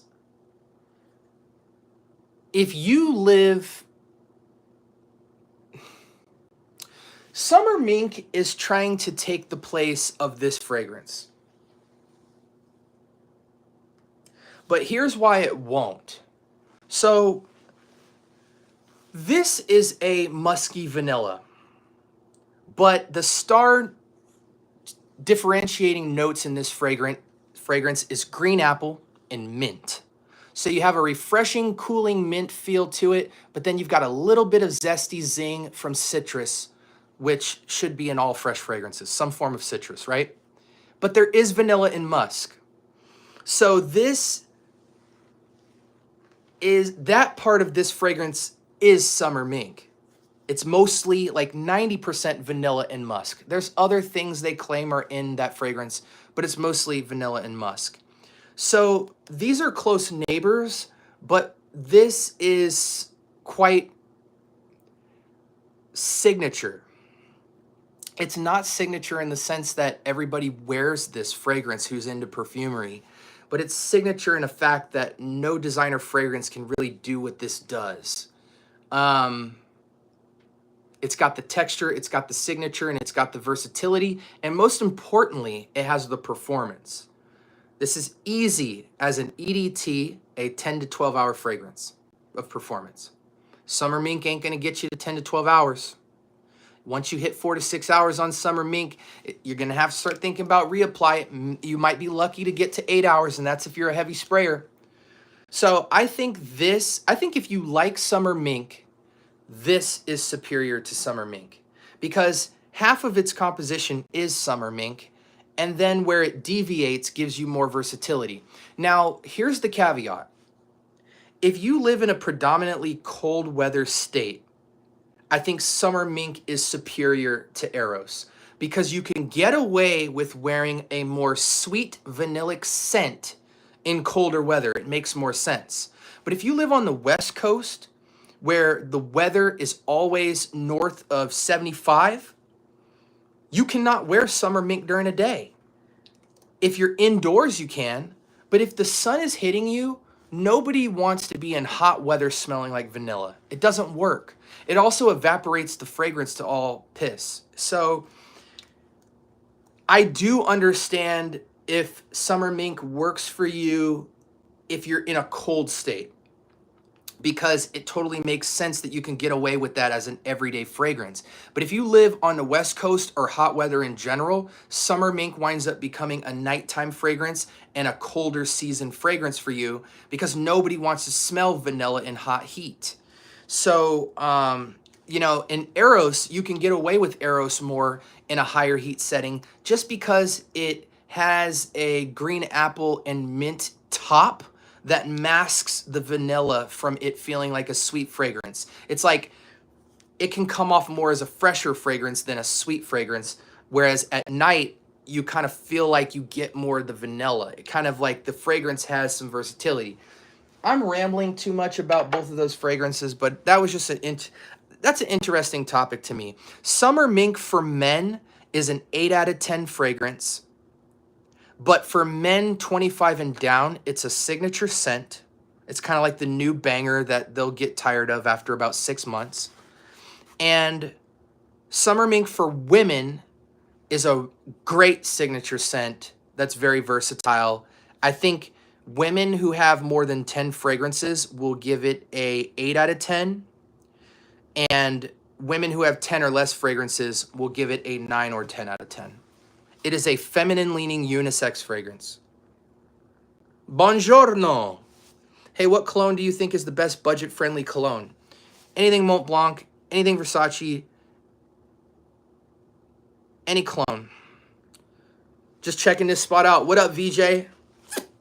Do you have Lane Frost Legendary? I do not. Can you help me pick? I can't figure out what Valentino Uomo Intense smells like, so can you explain it? Valentino, okay, so in the iris field, right? Iris is a kind of lipstick, powdery cosmetic smell, slightly sweet.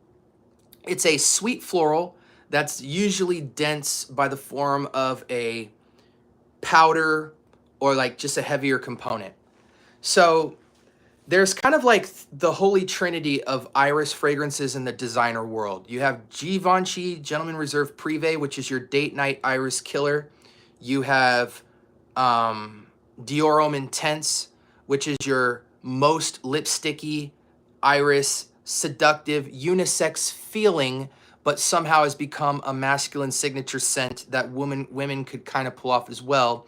So you have, again, those two. And then lastly, Valentino Uomo Intense, which is the freshest take of that same DNA. So it kind of goes in this order.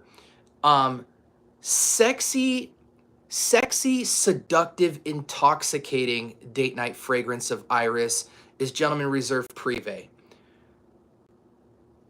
Seductive date night, but not, or sexy date night, but not as much seductive. There isn't kind of like a dark feel to it. It's more of a slightly brighter date night fragrance, but not as seductive. But it's seductive, but it's not intoxicating. Gentleman Reserve Privé is an intoxicating iris. Dior Homme Intense is a seductive date night, late night iris. But Valentino Uomo is a fresh Prada Luna Rosa ocean take on iris. So the iris has a much fresher, much lighter composition. It almost has no powder at all. It's like a slight powder so that there's a weight to it, but it has the freshness of a Halloween Man EDT or a Prada Luna Rosa Ocean, like this gust of air through it. But the iris is still there, a little bit of powder is still there, but there's much more of a wind gust through it. So I always tell people, if you really love iris, get Valentino Uomo Intense. If you don't want to go date night with the iris, you just want a fresh, sexy fragrance, Valentino Uomo beats out Privé and Intense because it's like Versace Eros in that, in the same way Eros can be a daily wear and a date night fragrance that won't get you friend zoned, Valentino Uomo Intense is a dominantly upscale, casual, everyday wear that can also go into date night without getting friend zoned because of the iris. So it's fresh, it's airy, it's slightly powdery, sweet iris, similar to Privé and Dior Homme Intense, but it's a much lighter version of that. It's 1/3 the intensity of Privé and Dior Homme Intense. So it's basically Prada Luna Rosa Ocean with iris sprinkled on it. Any blockade clones? There's not currently a blockade clone, but trust me when I tell you, Alexandria, Dua, or any of these other side companies will create a blockade clone. There is a double attack clone out right now. Does Teriyaki Intense smell like Obsession by Calvin Klein? No, it smells better than that. It smells better. Thoughts on Hypnotizing Fire? I have not tried that. Okay, you threw a wrench in my decision. Now I'm getting that Mephisto. Yeah, Mephisto is so good. I just think it's incredible. Would you consider Teriyaki Intense a gourmand? Angel Share is more of a gourmand than Teriyaki Intense because with Teriyaki Intense, you really, it's spicy. This spice of cinnamon is so intense that it almost makes you forget that there's vanilla in this fragrance. Like, I've never seen a spicy vanillic fragrance where the spice is the dominant note. Normally the vanilla is dominant and the spice is sprinkled on it. So because it's spice driven and not vanilla driven, even though there's a good amount of vanilla in here and amber, I think because it's spice driven, it feels less gourmand than like an Angel Share, which has the cinnamon and the vanilla in it as well, but it's vanilla and praline and cognac driven with the spice in the background. This is spice forward with vanilla background by about 60-40. So this is what you would call entry-level gourmand, but I wouldn't just call this a gourmand scent. Like if somebody was going into a scent wanting to smell tasty and have that kind of dimension of flavor profile where it's like this fragrance smells like something you want to taste or it's edible. It's not edible at all, but it is technically on paper an entry-level gourmand. I don't know how they market it, but that's just my take. I see your collection, but if aliens abduct your whole collection, what's the one fragrance you would go out right away if money has no issue? Yeah, answering this question really means nothing, but fragrances here that are like insanely special to me as a wearing fragrance, not as, the complexity and the, Diaghilev because, the story of Roja in the ballet hall and the curtains and the complexity and the Chypre and the Chypre and, like just all that nonsense that makes expensive fragrances sellable to people. Just for me in my fragrance journey, and this actually sparked a new episode series that I'm going to do called Memoirs of a Fragrance, where we don't talk notes or anything. I'm just going to tell you guys some special memories I have with particular fragrances. So it'll kind of be like a story time by the fire where we don't get technical at all and we just appreciate what a fragrance has done for me in my personal life. And I'll tell it like a kind of narrative style. But fragrance, okay, so answering your question now, fragrances that are very special to me is Vetiver Sensual from Mancera. No question about it. The fragrance is special to me. The way it makes me feel, the complexity of it, the longevity, the sillage and scent bubble that goes into my face, like as I'm walking with this fragrance, the vibrancy, the wearability of the vetiver. It's the most wearable vetiver. It's bright, it's invigorating, it's highly unique. That's a fragrance that is very special to me. Lalique White is very special to me. I'm just grabbing fragrances. Like, I'm not even looking for which one I would pick over. I'm just grabbing fragrances that are special to me. In my pursuit of a fresh, everyday white type of fragrance, every fragrance has a category, like fresh green, fresh aquatic, fresh earthy, fresh spice. Like, there's always a category of freshness, but it's rare that a fragrance grabs from multiple of those categories. Like, I love linen. I love soap. I like a little bit of spice.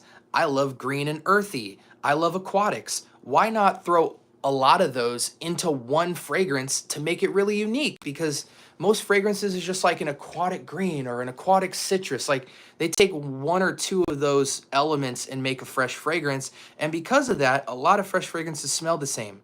I've never smelled a fresh fragrance like Lalique White, where somehow it is this party pack of utility. It smells soapy. It smells linen-y. And yet, it smells like a brush of bergamot and a brush of smooth pepper and a brush of earthiness. I can literally smell the different pieces to this fragrance, and it just is the most signature fragrance. Now, Parfums de Marly Galloway is a little bit of an elevation to this, because with Galloway, you're going to get 6 to 8 hours of performance. With this, you're only going to get like 3 to 4 hours.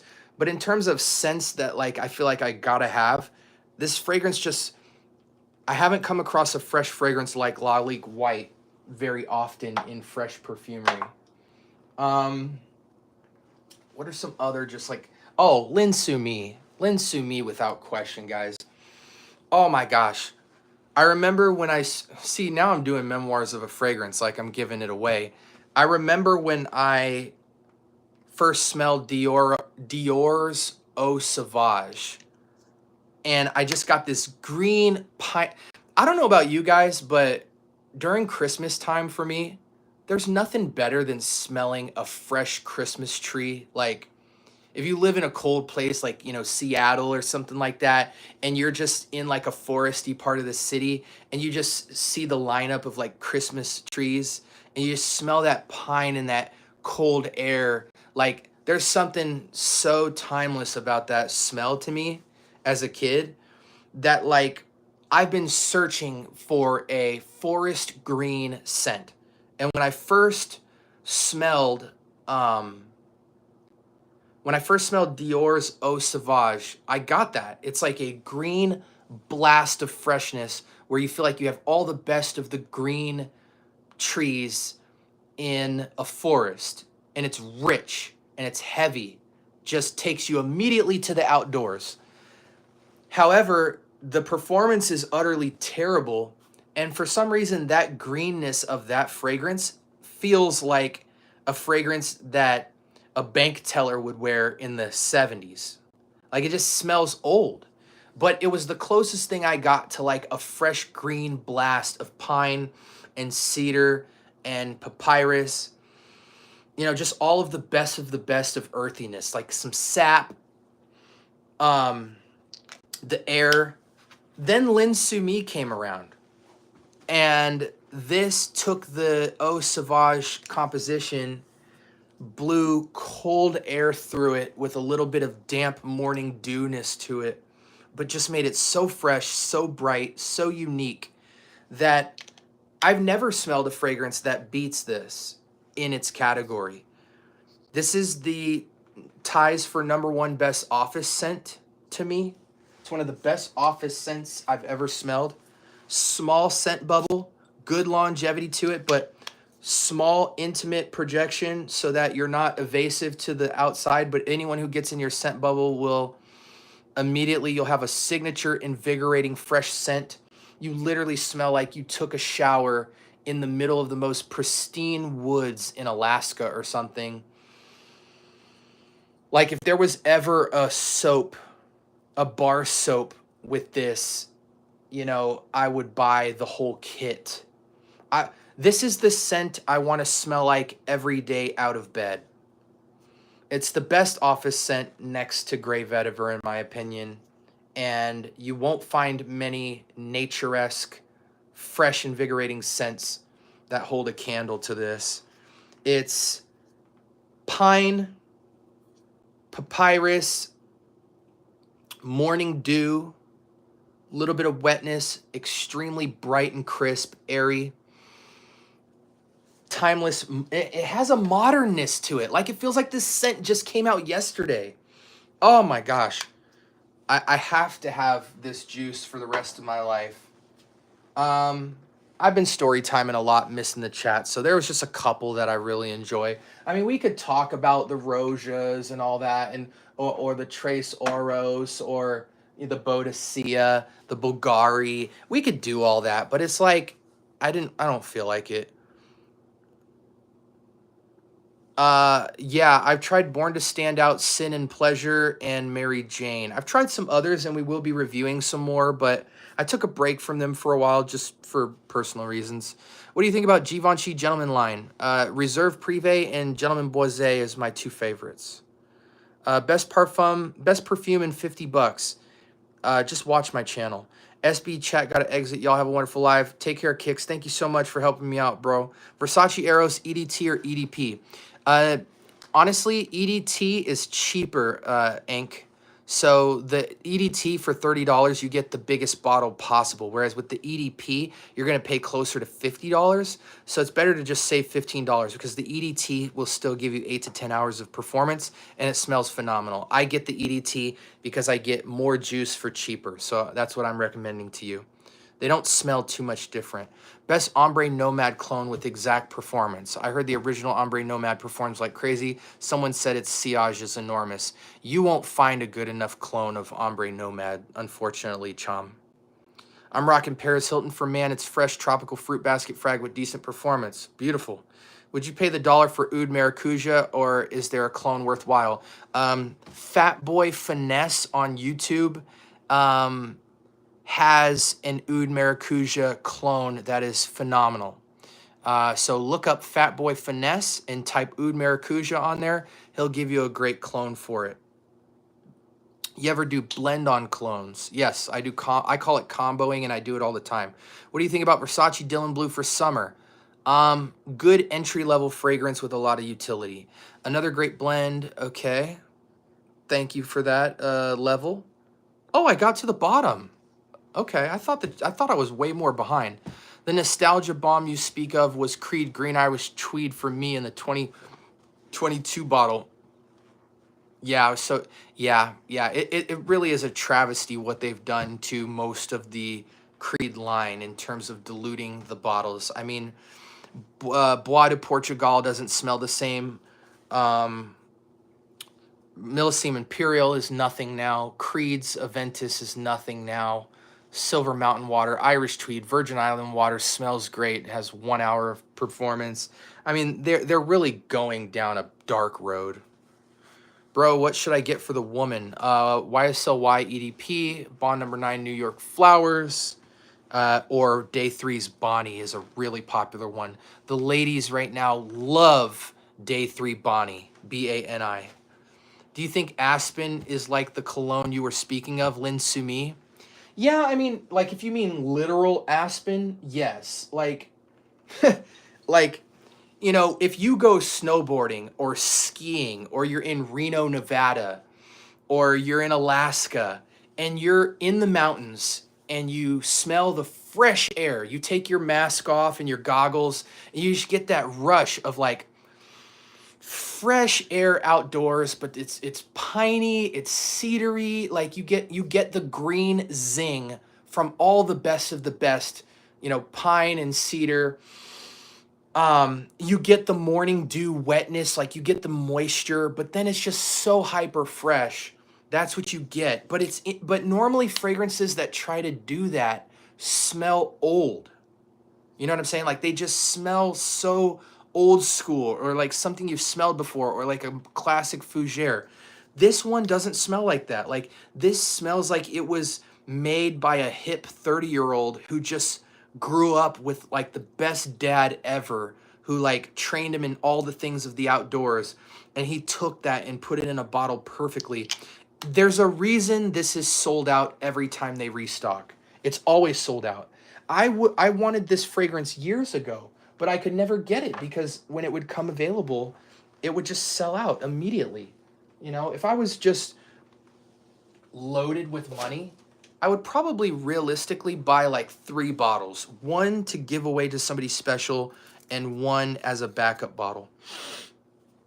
Oh. Had to get the nose cleared out. Been nuking myself with fragrance, you know, and I probably need to get some new coffee grounds, to be honest, because these are like losing their spritz. Oh, much better.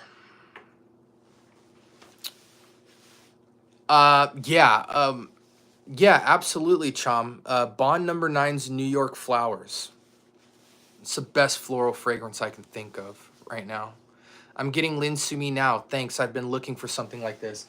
Yeah, man. Like I said, every niche fragrance house that has tried to capture this, even something like Green Irish Tweed, for instance, which is a good fragrance, like, don't get me wrong.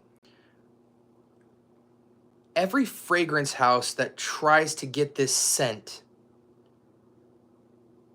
has not captured it like this. I love to be around myself when I smell this fragrance. Like I said, if this is the one fragrance in my entire collection that if I naturally woke up smelling like this every single day of my life, I would not be upset at all. This just encapsulates the man of the outdoors with the purest of the pure earthy freshness that it's like there's different dimensions to earthiness, right? You have grass, you have wood, you have earth, you have rain, right? Yeah, and then you have green and plant. In the green category, this is the best fragrance I've ever smelled. Again, to me, this is ties for first place for the best office scent, because I don't want to just smell clean in the office. I want to smell signature, but once you start messing with fruits and citrus and all that nonsense, you start smelling like you're wearing the fragrance. Like, this is the fragrance where they're going to think you shower with like $300 shower gels and stuff like that. Like, you just smell like the best of the best. There's such a signatureness to this, and I feel like most niche brands that try to go for this, they either smell fake or they smell old school. It's just pure green in a bottle. I don't know, guys. I can't speak. When I do my memoirs of a fragrance episode, Lin Sumi will probably be the first fragrance I start with. You ever smell a cologne, Black Suede by Yvonne? It smells so good, it's musky, but great soft scent. I have not, man. I have not. Let's turn this off just because we're going to sign off here. Let's see. Any last minute questions? My brother-in-law, special UAE limited edition Club de Nuit Intense. Oh, okay, James. That's dope. Yeah, Level, let me know. Oh, any old school favorites? Yeah, I mean, I definitely carry Drakkar Intense. I think out of any of the Drakkars, Drakkar Intense is the only timeless one. Like, Drakkar Noir and regular Drakkar are nostalgic, but they feel old. Drakkar Intense is a timeless fragrance because it smells like the most expensive gentleman's barbershop beard oil that they sell. It captures the barbershop feel, but they've ramped it up in amber and they've gave it some booze so that it has a timelessness. The problem with Drakkar style fragrances is they feel old. This, if you walk into any upscale barber that not only does your hair, but your beard, gives you the hot towel, has the stylish coat, every barbershop you go into today that you're paying $50 plus for your hair to get done, this is what it will smell like inside of there. And I like that. And I like to smell like that. Anytime I'm going to go get, now I don't have hair, but anytime I'm going to get my beard done or something like that, and they're soaking me in the hot towels and they're doing my beard and lining me up if I'm getting any design work, I'm throwing on Drakkar. Because I want it to go with the ensemble where it's like people wouldn't know I'm wearing a fragrance because they'll smell my beard and stuff and just think that I'm wearing a lot of face oils, you know, beard oils and stuff like that. I love that Palo Santo amber vibe in barbershop perfumery. You ever smelled a cologne, Black Suede? No. What fragrance is that, bro? What's the name of it? Oh, if you're referring to Lin Sumi, I'll let you guys take a screenshot of it real quick before I sign off. This fragrance is always sold out. Always. As soon as it comes on the market, it sells out. And the other Lalique fragrance that's always sold out, so you have to turn on your notifications, is this one, Ombre Noir.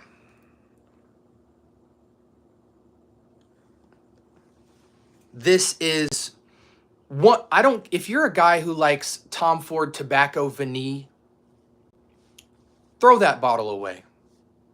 This is, to me, one of the best tobacco fragrances I've ever smelled. I'm not capping. In my collection, it's top 3 best tobaccos. The thing that they do that I love is most tobaccos cheat and put vanilla. Tobacco vanilla has really ruined the tobacco market because most people go tobacco, incense, and resins, or they go tobacco and vanilla. And they're all making the same fragrance over and over and over and over and over. This is the smoothest, slightly sweet. So imagine you go into a 5-star hotel and you walk in there, you check into your hotel. On the left of you is a fireplace. On the right of you is an open bar with a stunning woman wearing a top-down fur mink with jewels all over her. So you see her, she's sipping a martini. You're like, as soon as I check into my hotel, I'm going to talk to her. And there's a fire burning on the left-hand side. And as you go to check in and you go up to your room real quick to get your bags up there, someone walks out with a drink in their hand and spills cognac all over you. That's what this smells like. You get the fireplace, clean, luxurious fire smell. You get the smoke from the fire. You get a slight sweet pipe tobacco smell in the air. You get the luxurious alcohol feel from the cognac from the bar, that you get the drenched cognac feel from the guy who poured the drink on you. You get the luxury cleanliness of the hotel because they probably mostly use some type of bergamot-based cleaning solution for the floors and the walls and the windows. This is tobacco, cognac, slight bit of cinnamon, papyrus, and this is where they deviate from all tobacco fragrances. So it's tobacco. I'm just going to repeat this: tobacco, slight cinnamon, cognac, myrrh resin, and then here's where they deviate. The top and heart notes is papyrus, bergamot, and mint. If you want a fragrance to smoke a cigar to, a fragrance to go to a lounge to at night, a fragrance to go out with your boys and shoot pool, a fragrance where you're dressed up with your leather jacket on with your girl going out to eat at night, a fragrance even in the cold weather where you're dressed up with a jacket. Gosh dang it, this thing is money. And this is also always sold out. But the incredible thing about these two fragrances is they're some of the best niche smelling perfumery I've ever smelled at the $40 price point. You can get this for 40, 50 bucks. You can get this for 40, 50 bucks. For $100, you can have scents that pretty much beat out so many of your niche perfumery out there today.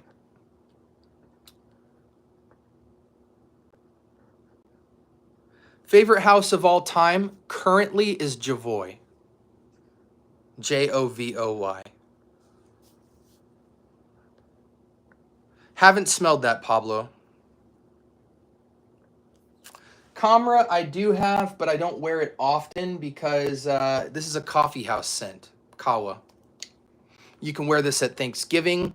You can kind of pull it off at Christmas, or you can pull it off in a coffee shop. That's about it to me.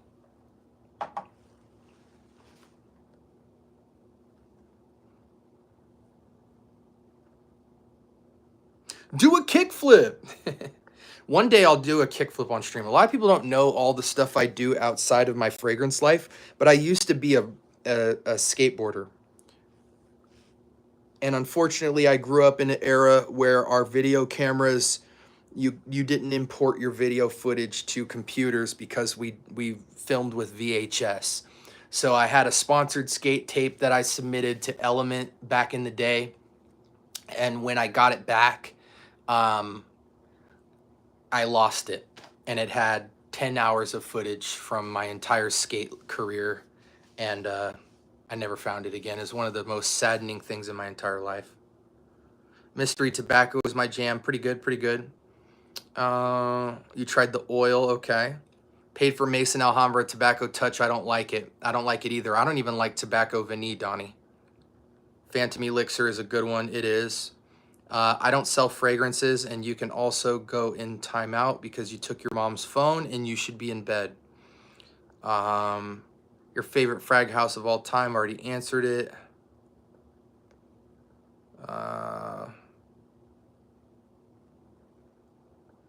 Give your mom her phone back. How is Supremacy in Heaven?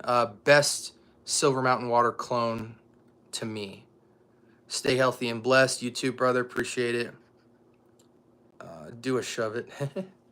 I actually do have some footage of me skateboarding. Maybe I'll post that on my community page this week. I do know Suits by Fragrance World. It's an okay fragrance. I recommend Arabiat Oud from... I don't know who makes the fragrance. Arabiat is the best tuxedo clone out there. It beats Tarathi Brown as well. Yeah, the VCR, man. I'm from the VCR era. I used to skate back in the day, but the only trick was a pop, shove it in an ollie. Well, I did a little more than that. Like I said, I was trying to skate for Element. Met a lot of people like Bam Margera, Wee Man. Back in those days, got to do a lot of skating. Actually, Deshaun Jackson, that black dude who skates, He actually grew up in my city. I've met him several times at the Chandler Skate Park in Arizona. He comes from here, as well as that white dude, that kid who skates vert. Oh my gosh, he's like the top 3 skaters in the world right now. What is his name? He has a younger brother who's like a twin of him. Oh my gosh, what is that guy's name? Oh,